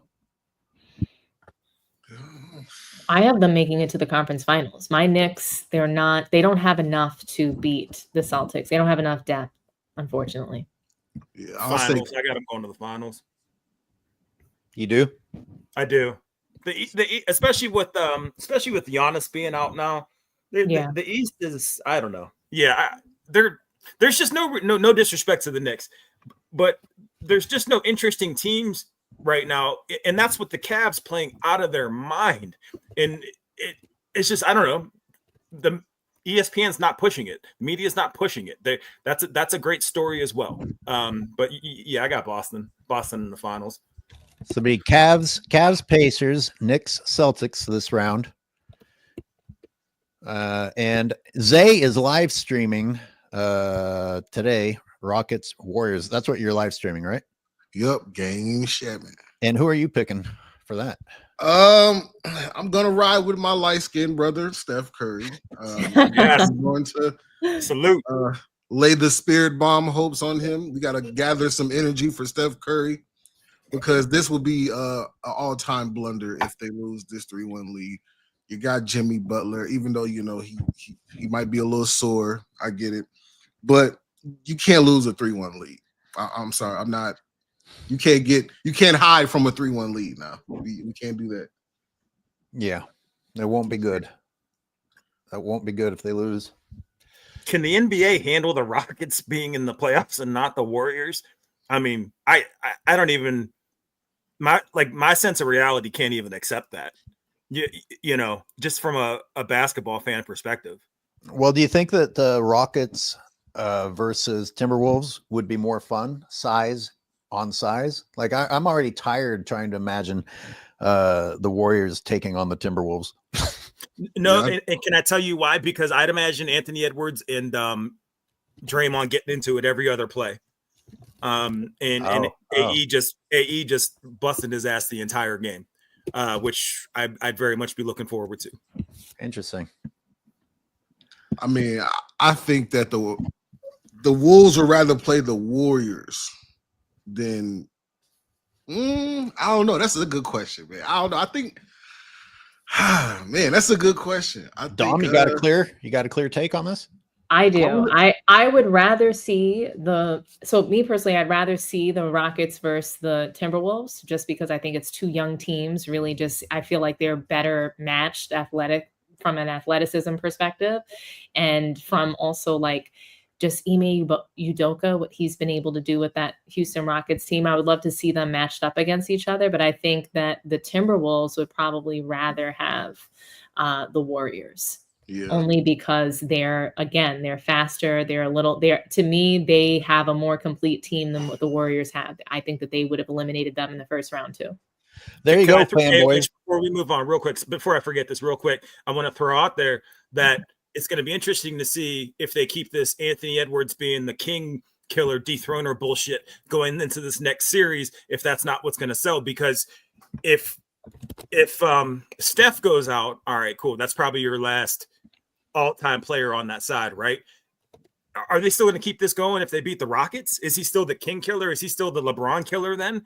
Because at that point, you're going to see that it's just more marketing than anything else. When they beat the Lakers, the terrible-ass Lakers, okay, well, now I'm the king killer. All right, well, let's see what happens when you play against a real legitimate team and how Anthony Edwards is marketed. That's going to be the true test to see if they want him to be the face of the league or not. Yeah, I mean, Steph is the only one that's even worth talking about if you defeat Steph. I mean, is anyone really impressed that Kevin Durant at this stage in his career was defeated by Anthony Edwards? Nope. LeBron James, you better fucking beat LeBron James at this point. Exactly. No. I don't find them to be impressive. It's the attitude. It's the mentality that he has. Like, hey, I'm trying to knock all these guys off. Their time is over. That's to me, that's the impressive piece. But look at Kevin Durant and the Phoenix Suns are a disgrace last season, this season. So, yeah. But you're right. You're right. The league is so passive now. You have to get excited when someone's willing to take the crown, even when the crown's being handed to you. A lot of these guys aren't taking it. I mean, forget the will to compete. Where's the will to show up? We can't even get them. Their time in attendance is so poor. We might not be able to get these players to show up to play, let alone the will to compete. By the way, LeBron fans, you heard what Dawn said. She would rather see Timberwolves versus Rockets, which is a testimony that we're ready to see fresh blood. We're ready to see fresh players. She's a Bay Area person. I'm a Bay Area person. We aren't, as you accuse us of, desperately clinging to the past. We want to see good basketball. And you're not an old head, but you kind of are in our group, right? I'm old enough. Common sense. I'm definitely mentality. I'll call myself an old head. Yeah. Okay. All right. Well, I don't want to label people without them. I think I'll just say it, guys. I think every single era of basketball dating to the very first era is better than today. Oh, definitely. But they're bigger, stronger, faster now. So I don't understand. Well, LeBron said that they were bigger, stronger, and faster back then, but they weren't smart. They weren't smart. They didn't think the game. Right. And also, real quick, what's his face? Devin Booker needs to be scrutinized a little bit more. If I'm going to do, light skin on light skin crime here, he's part of he seems to have an attitude issue, and he's so caught up in this Kobe Mamba mentality bullshit, just like Jason Tatum is, that he refused. I don't know. Like, it's weird to me that the Suns are that trash with that amount of offensive firepower. It doesn't make any sense. And nobody talks about Devin Booker being part of the problem, which is concerning to me. I don't think he is part of the problem. How can we blame him? For me, how can we blame him when he was part of the team that went to the finals? So he can play alongside a well-constructed team that has a good coach. Monty Williams, when he was there with DeAndre Ayton, Chris Paul, they were an extremely serviceable team with Devin Booker as that superstar. He should have been left and remained as the superstar with a great point guard like a Chris Paul, somebody that was a floor general. They shouldn't have traded Chris Paul. They should have left him there to run it back again, even though he's a serial loser. I get it. I get why they traded him, but they didn't get better. They didn't get better by picking up Tyus Jones, who's a lesser point guard than Chris Paul. And then Kevin Durant just lacks the leadership. So he brings a ton of superstar power to a team, but then he doesn't want to be part of those leadership discussions. He doesn't want to be vocal. And he wants to be this silent leader when that's not something that you can be. You have to reach back and lift up your other teammates. And he just doesn't do that. Well, Kevin Durant just needs to go back to Golden State, where you're a part of a team and a unit, a solid team where everybody just does their job. He's not meant for like leadership, for corralling and being that star that galvanizes everybody. That's not who he is. Yeah. Would you guys welcome him back? Sorry, I wanted to ask the Bay Area guys. Would you guys welcome Kevin Durant back? It's too late. I don't like the current Kevin Durant. Yeah, it's too late for that. A couple of years ago, maybe. His attitude and how he talks, I think now is, I think he's in the LeBron. He's getting on my nerves just like LeBron. Every time he talks, every time he tweets, I just want him to shut the hell up. Yeah. Dom, I like what you said because Chris Paul is a serial loser, man. I call him CP0.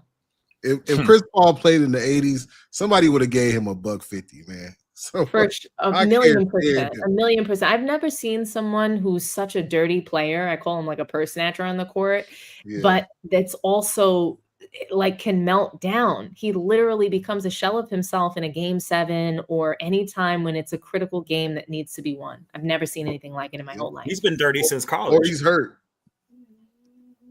Even the injuries. I think the injuries is just part of the meltdown. Super chat from SSH_77. Love this chat. I'm a late 80s and 90s basketball, all games, and want to shout out Basketball Time Machine. Great videos. Yeah, Basketball Time Machine, one of the godfathers of basketball videos. Maybe we can have him come on someday. I love Basketball Time Machine. Really great. Even basketball, one of the things I said about Basketball Time Machine is he's positive, happy energy. Even he finally had to say this LeBron garbage is out of control. It's got to go away. Even he finally hit his threshold. I think everybody has a breaking point. NM Jaya, y'all hurting me with this Celtics slander. Well, I don't know if anyone slandered it. We just aren't. Well, did we? I'm not. No, I just don't believe in it. I just said they're just not interesting, which I guess is kind of a slander, but I don't know. They don't have an identity. I think they really are interesting, and I do think they do have an identity. There's so many different things that we can talk about. I mean, Jaylen Brown, he was dating Kaiser Gondrezick, gorgeous. I know that they broke up again, and there's just all the inter drama with them trying to figure out who's the actual star player of that team. There's a lot to talk about with the Celtics.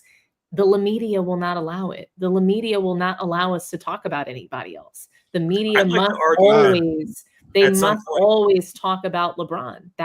These are the stories that must be pushed. If we talk about Jason Tatum, if he were trending, if we talked about him being the face of the league, then LeBron has to retire. If somebody else becomes the face of the league, whether it's in the media or anywhere, LeBron needs to retire. Farewell from the start. We talked earlier about somehow forcing LeBron to retire, or someone talked about the Lakers organization somehow strong arming him into retiring. You know who could strong arm LeBron into retiring is the media by not mentioning him again, because he couldn't live with that. That, or really just really putting shining a light on the Labalco. Yeah. If they talked about that for just a couple of weeks, that would, I think, speed up a retirement. For sure.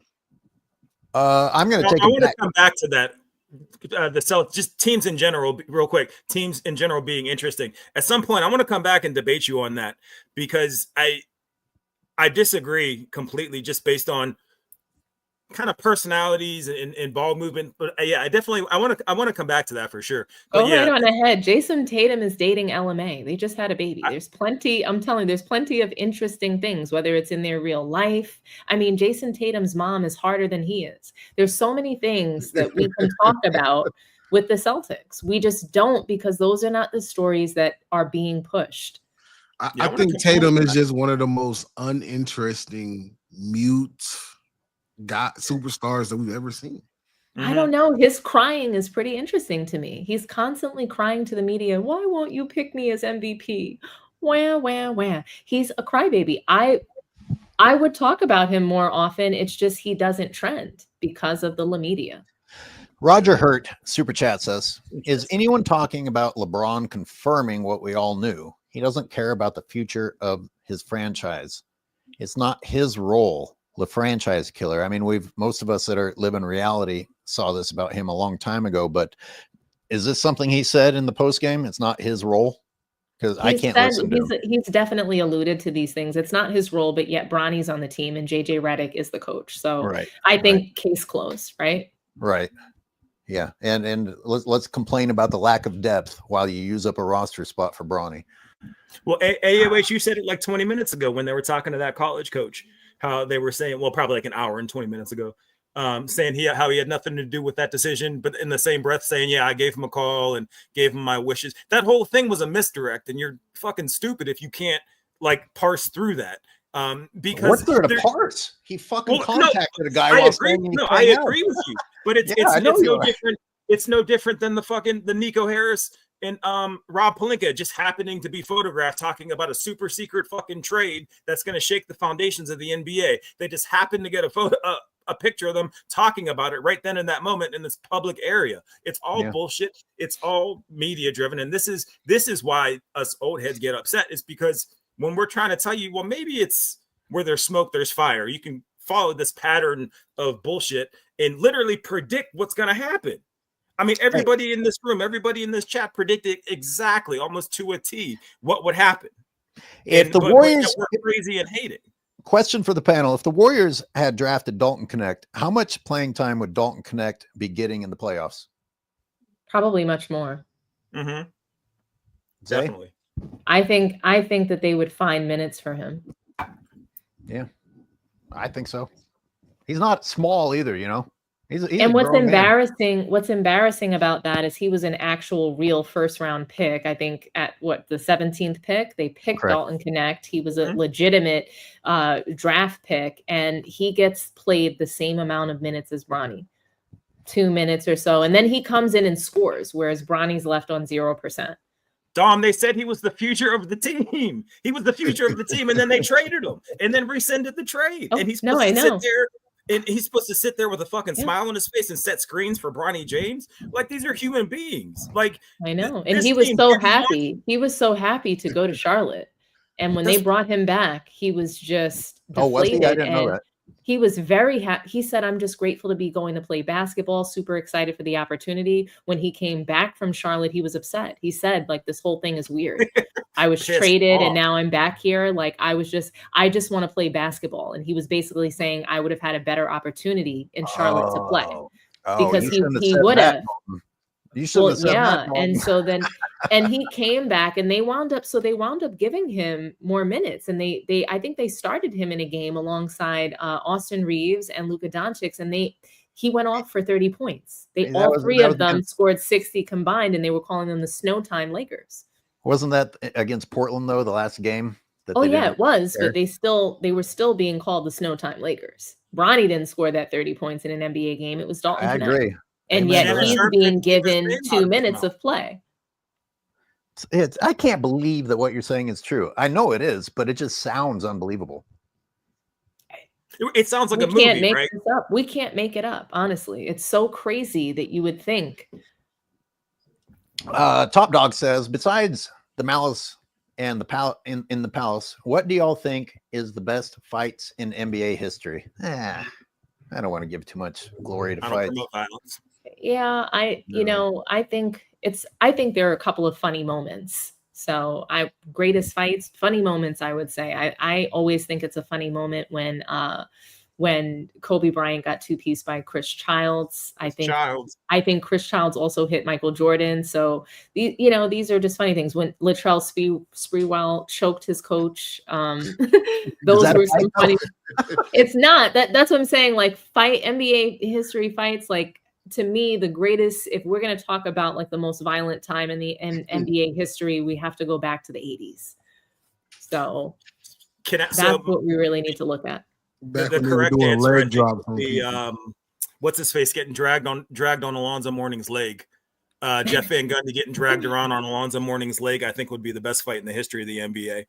I don't think there wasn't one technical, not one flagrant, and you got this man just carrying this dude by his leg, just swinging him around. That's when they were men. I know. I guess they're not men anymore. With the nail polish in the handbags. Nail polish, nail polish, and the dresses. They pretty much. That's why I don't think SGA can be the face of the league, because he does weird shit like that, and he's a free throw merchant. That's why he can't be the face of the league. Do we think that Russell Westbrook hit as many 3-point shots as he's worn dresses? Oh, jeez. That is a low. That's the Russ I low don't like. Damn. Russ come out here Jeez, that was showing rough. his That was back coming- shoulders. What the fuck? Yeah, that was coming from a deep seated place of something. Dom doesn't like Westy. When guys started, No, he You might know what be. it is? I'm rooting for him. Since he left the Lakers, I've been rooting for him, but we just can't ignore the fact that has been god awful. I think when the caller asked if him playing well is going to boost his all-time position, he's inconsistent. He'd have to become consistent because you need to put that narrative to rest, first of all. But he has so much to overcome with what happened in LA, not because he was bad, but because the whole media jumped on board. Yep. Shitting on him like every fucking day. Yep. Every day they just shit on him because it was the way to go. And he wasn't playing worse than LeBron, which is what's crazy. I did a bunch of They videos. were playing the same. Could you believe in that Western Conference Finals that year, the same year that they traded Westbrook, LeBron literally shot multiple shots off the side of the backboard, Yes. airballed. It was like he was blind. It was like he was blind, like he couldn't see the basket. Like he He literally was playing like Westbrook. I remember Skip Bayless calling him Westbrookian. Yes, exactly. He's Yeah. almost Westbrook he's played all almost like 82 though, right? Westbrookian. He played all 82 that season that everyone was giving him shit though, if I remember correctly. So he played all 82 games, I think, the season prior, but the next season he took a couple of games, like when he was traded from the Lakers, like he sat Right. because he was going to get benched. He was injured because he had to come off the bench one game, but he still played more games that year, I think, than LeBron James and Anthony Davis combined. Oh yeah, he did. I remember him trying to be the one who was encouraging. He's the one who had the positive attitude. He tried to keep their heads up, and they were like, "Go fuck yourself," because we know. Yeah, you remember that? Oh yeah, of course I do. Of course I do. But just imagine what we went over here. That LeBron James was as bad or worse as Westbrook, and Westbrook is the one who somehow is going to have to dig himself out of the hole of that year. And he lost money. He doesn't even have regular contracts anymore. He's got veteran minimums and stuff. That's true. Wow. Westbrook is getting Big $4 minimums, you're right. million. Maybe it's a good thing. Maybe it helped remind him that he's here for basketball. Well, did you notice the triple double stopped being as important once Russell started, averaging one person, for an entire 3 seasons in a row? Well, they stopped being important when they stopped being important to him. To him personally going out there and getting them. We're seeing him play serviceable basketball, but they haven't stopped being important to the media and to the media in general. So whatever player we want to prop up in the news, we're looking at their stats. All we look at is points, rebounds, and assists now. And that's crazy. We don't look at turnovers. We don't look at shooting percentage. We don't look at anything else other than points, rebounds, and assists, all to prop up these players. And the plus minus, which nobody gets. Let's get to some super chats. All of a sudden they're coming in. Time to catch up. Oh, and the one that's on the screen with the Malice in the Palace. What my big regret with the Malice in the Palace is that one dude that was standing toe to toe with a pro athlete got cold clocked from the side instead of getting to see what. I was curious if that guy was going to be able to actually take on an NBA player because he didn't look scared. And then what was that? Steven Jackson came flying in from the side. Came in with a slide and punch. Anyway, let's move on from that. I just threw my. So if that had happened to me, I would have laid there and not moved through the entire altercation and then sued the fuck out of him. I would have told them I had whiplash, I had a concussion, I have CTE before you can even tell me that I do. I'm dead serious. I would tell them I forget everything. You're gonna hit me in the face in front of all these people. I'm just standing here. Yeah, no, we're out. You're broken. I'm rich, and I'll win no matter what. Logan says, hope Luca leaves and joins a superstar big. Thanos says, Dalton would have been the 6th man. He's top 10 or 5 talent that fell to the Lakers. He's better than Reeves. But I don't know if I'd go that far. I don't know about. Well, I mean, I don't know if I'd go that far. Well, we Reeves can handle the ball. benefited from the referees, so it's like we don't know who's really Austin Reeves besides what we've seen in the playoffs. Yeah. The flopping. Yeah, you're right about that. He does hit shots sometimes where, I mean, how many times has Austin Reeves made you say, God damn it? Dalton cannot, he's not on Austin Reeves level. But he's a rookie. Yeah. He looked right. like I was he going to was on say, his he way. hasn't been given the He's on his opportunity. What I'll say though about Dalton Connect is he has a real NBA player's body. Austin Reeves does not. So I have more faith in Dalton Connect at long term as a player than I do Austin Reeves. Even when Dalton got blocked on that attempted dunk, he showed that he wasn't afraid to go try and throw the hammer down on people. Exactly. I think that he can defend better than Austin Reeves. He's more athletic. He can shoot. I think he can shoot better. I think he can do everything better than Austin Reeves. Austin Reeves, to me, turned into a pumpkin in the postseason. And it's crazy because he's supposedly their closer. Yeah, it looks more natural with Dalton Connect than Austin Reeves. I'll say that. Exactly. I would like Austin Reeves to have a crashing to reality moment and get traded to a team where he actually, where defense is focused on him and he doesn't get the benefit of the whistle. I'd love to see him go to the paint, flop, do a cartwheel, fall over, and then look up and see that everyone's already down the other side of the court because they don't give a fuck if he falls or not. That's what I want to see, because his arrogance it's almost worse than LeBron's, because at least LeBron, never mind. I'm not going to say anything positive. It's not warranted. It's not earned. He's only getting these calls, these benefits, because he's on a LeBron team, and he walks around like he's king shit. And it bothers me because it's like, yo, go play, go to, I don't know. He probably do okay in Detroit. Right. But then they're going to call him like a real player, and he's not going to get these free throws. LeBron made him. Oh, go ahead. I think we're saying the same thing. LeBron gave Austin his seal of approval, and Austin's been able to get away with flopping ever since, foul baiting ever since. Exactly. Yep. He gave him a certain level of power. Essentially, he's the player version of JJ Redick. So LeBron empowered him. He empowered him just like he does JJ, and he also is one of his minions. He goes out there spreading lies. He lied. He said that LeBron told him that Wilt Chamberlain never scored the 100. They talk about it and they say that never really happened. Yes. He said. Can you repeat that? I'm sorry. Austin Reeves goes around spreading LeBron James's lies for him, just like JJ Redick. So he's the player. He's just the player version of JJ, who's been empowered and given a job by LeBron. So he's been promoted. He's been promoted to his position on the team by LeBron. Yeah, kind of agree. Roger Hurt says the best fight, LeBron James versus Stephen A. Smith. That epitomizes this weak ass era.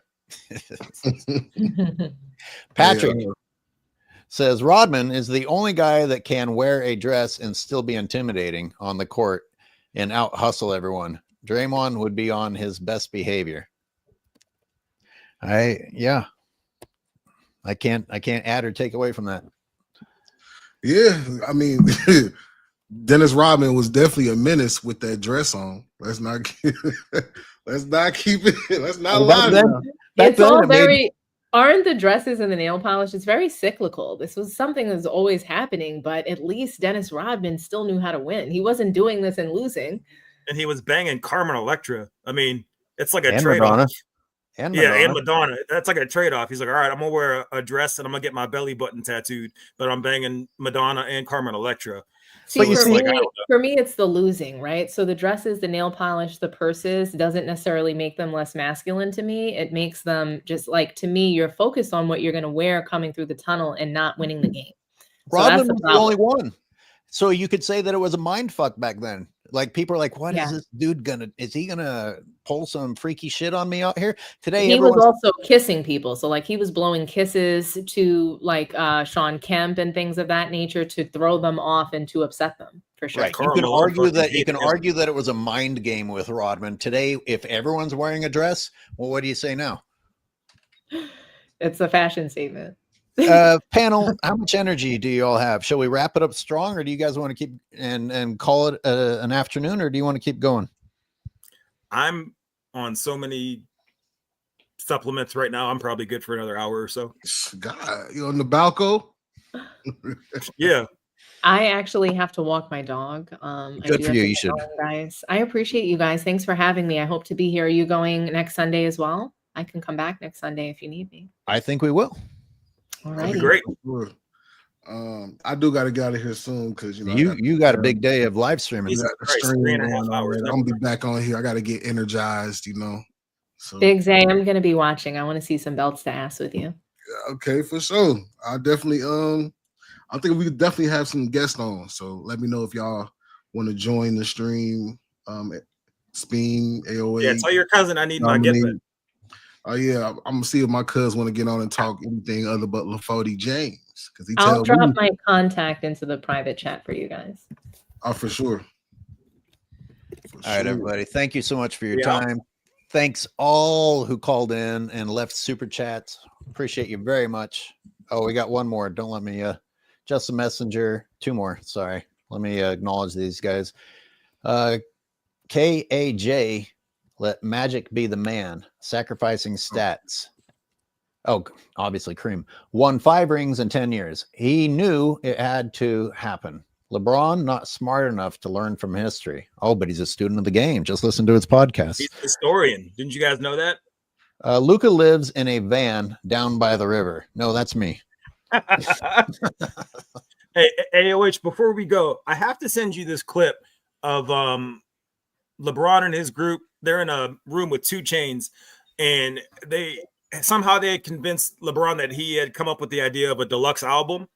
And he was literally writing out what a deluxe album is, and it's literally a room full of yes men nodding emphatically. And one of his boys actually writes the word deluxe on the board and underlines it. It is the closest you'll see to yes men in real time doing exactly what they do. And this is 2 Chainz, a platinum selling artist, not telling LeBron like everything you're saying we already know. They're co-signing it and marking it as brand new. Remind me to send you that. I meant to mention that earlier. Just make a video about it. Done. Or we'll do it together, whatever you prefer. All right, everybody, have a great Sunday. Good luck, Warriors. And yet we still want to somehow see the Rockets versus the Timberwolves. All right. We'll see everybody next week. All righty, guys. Have a good one. See y'all later. Bye-bye.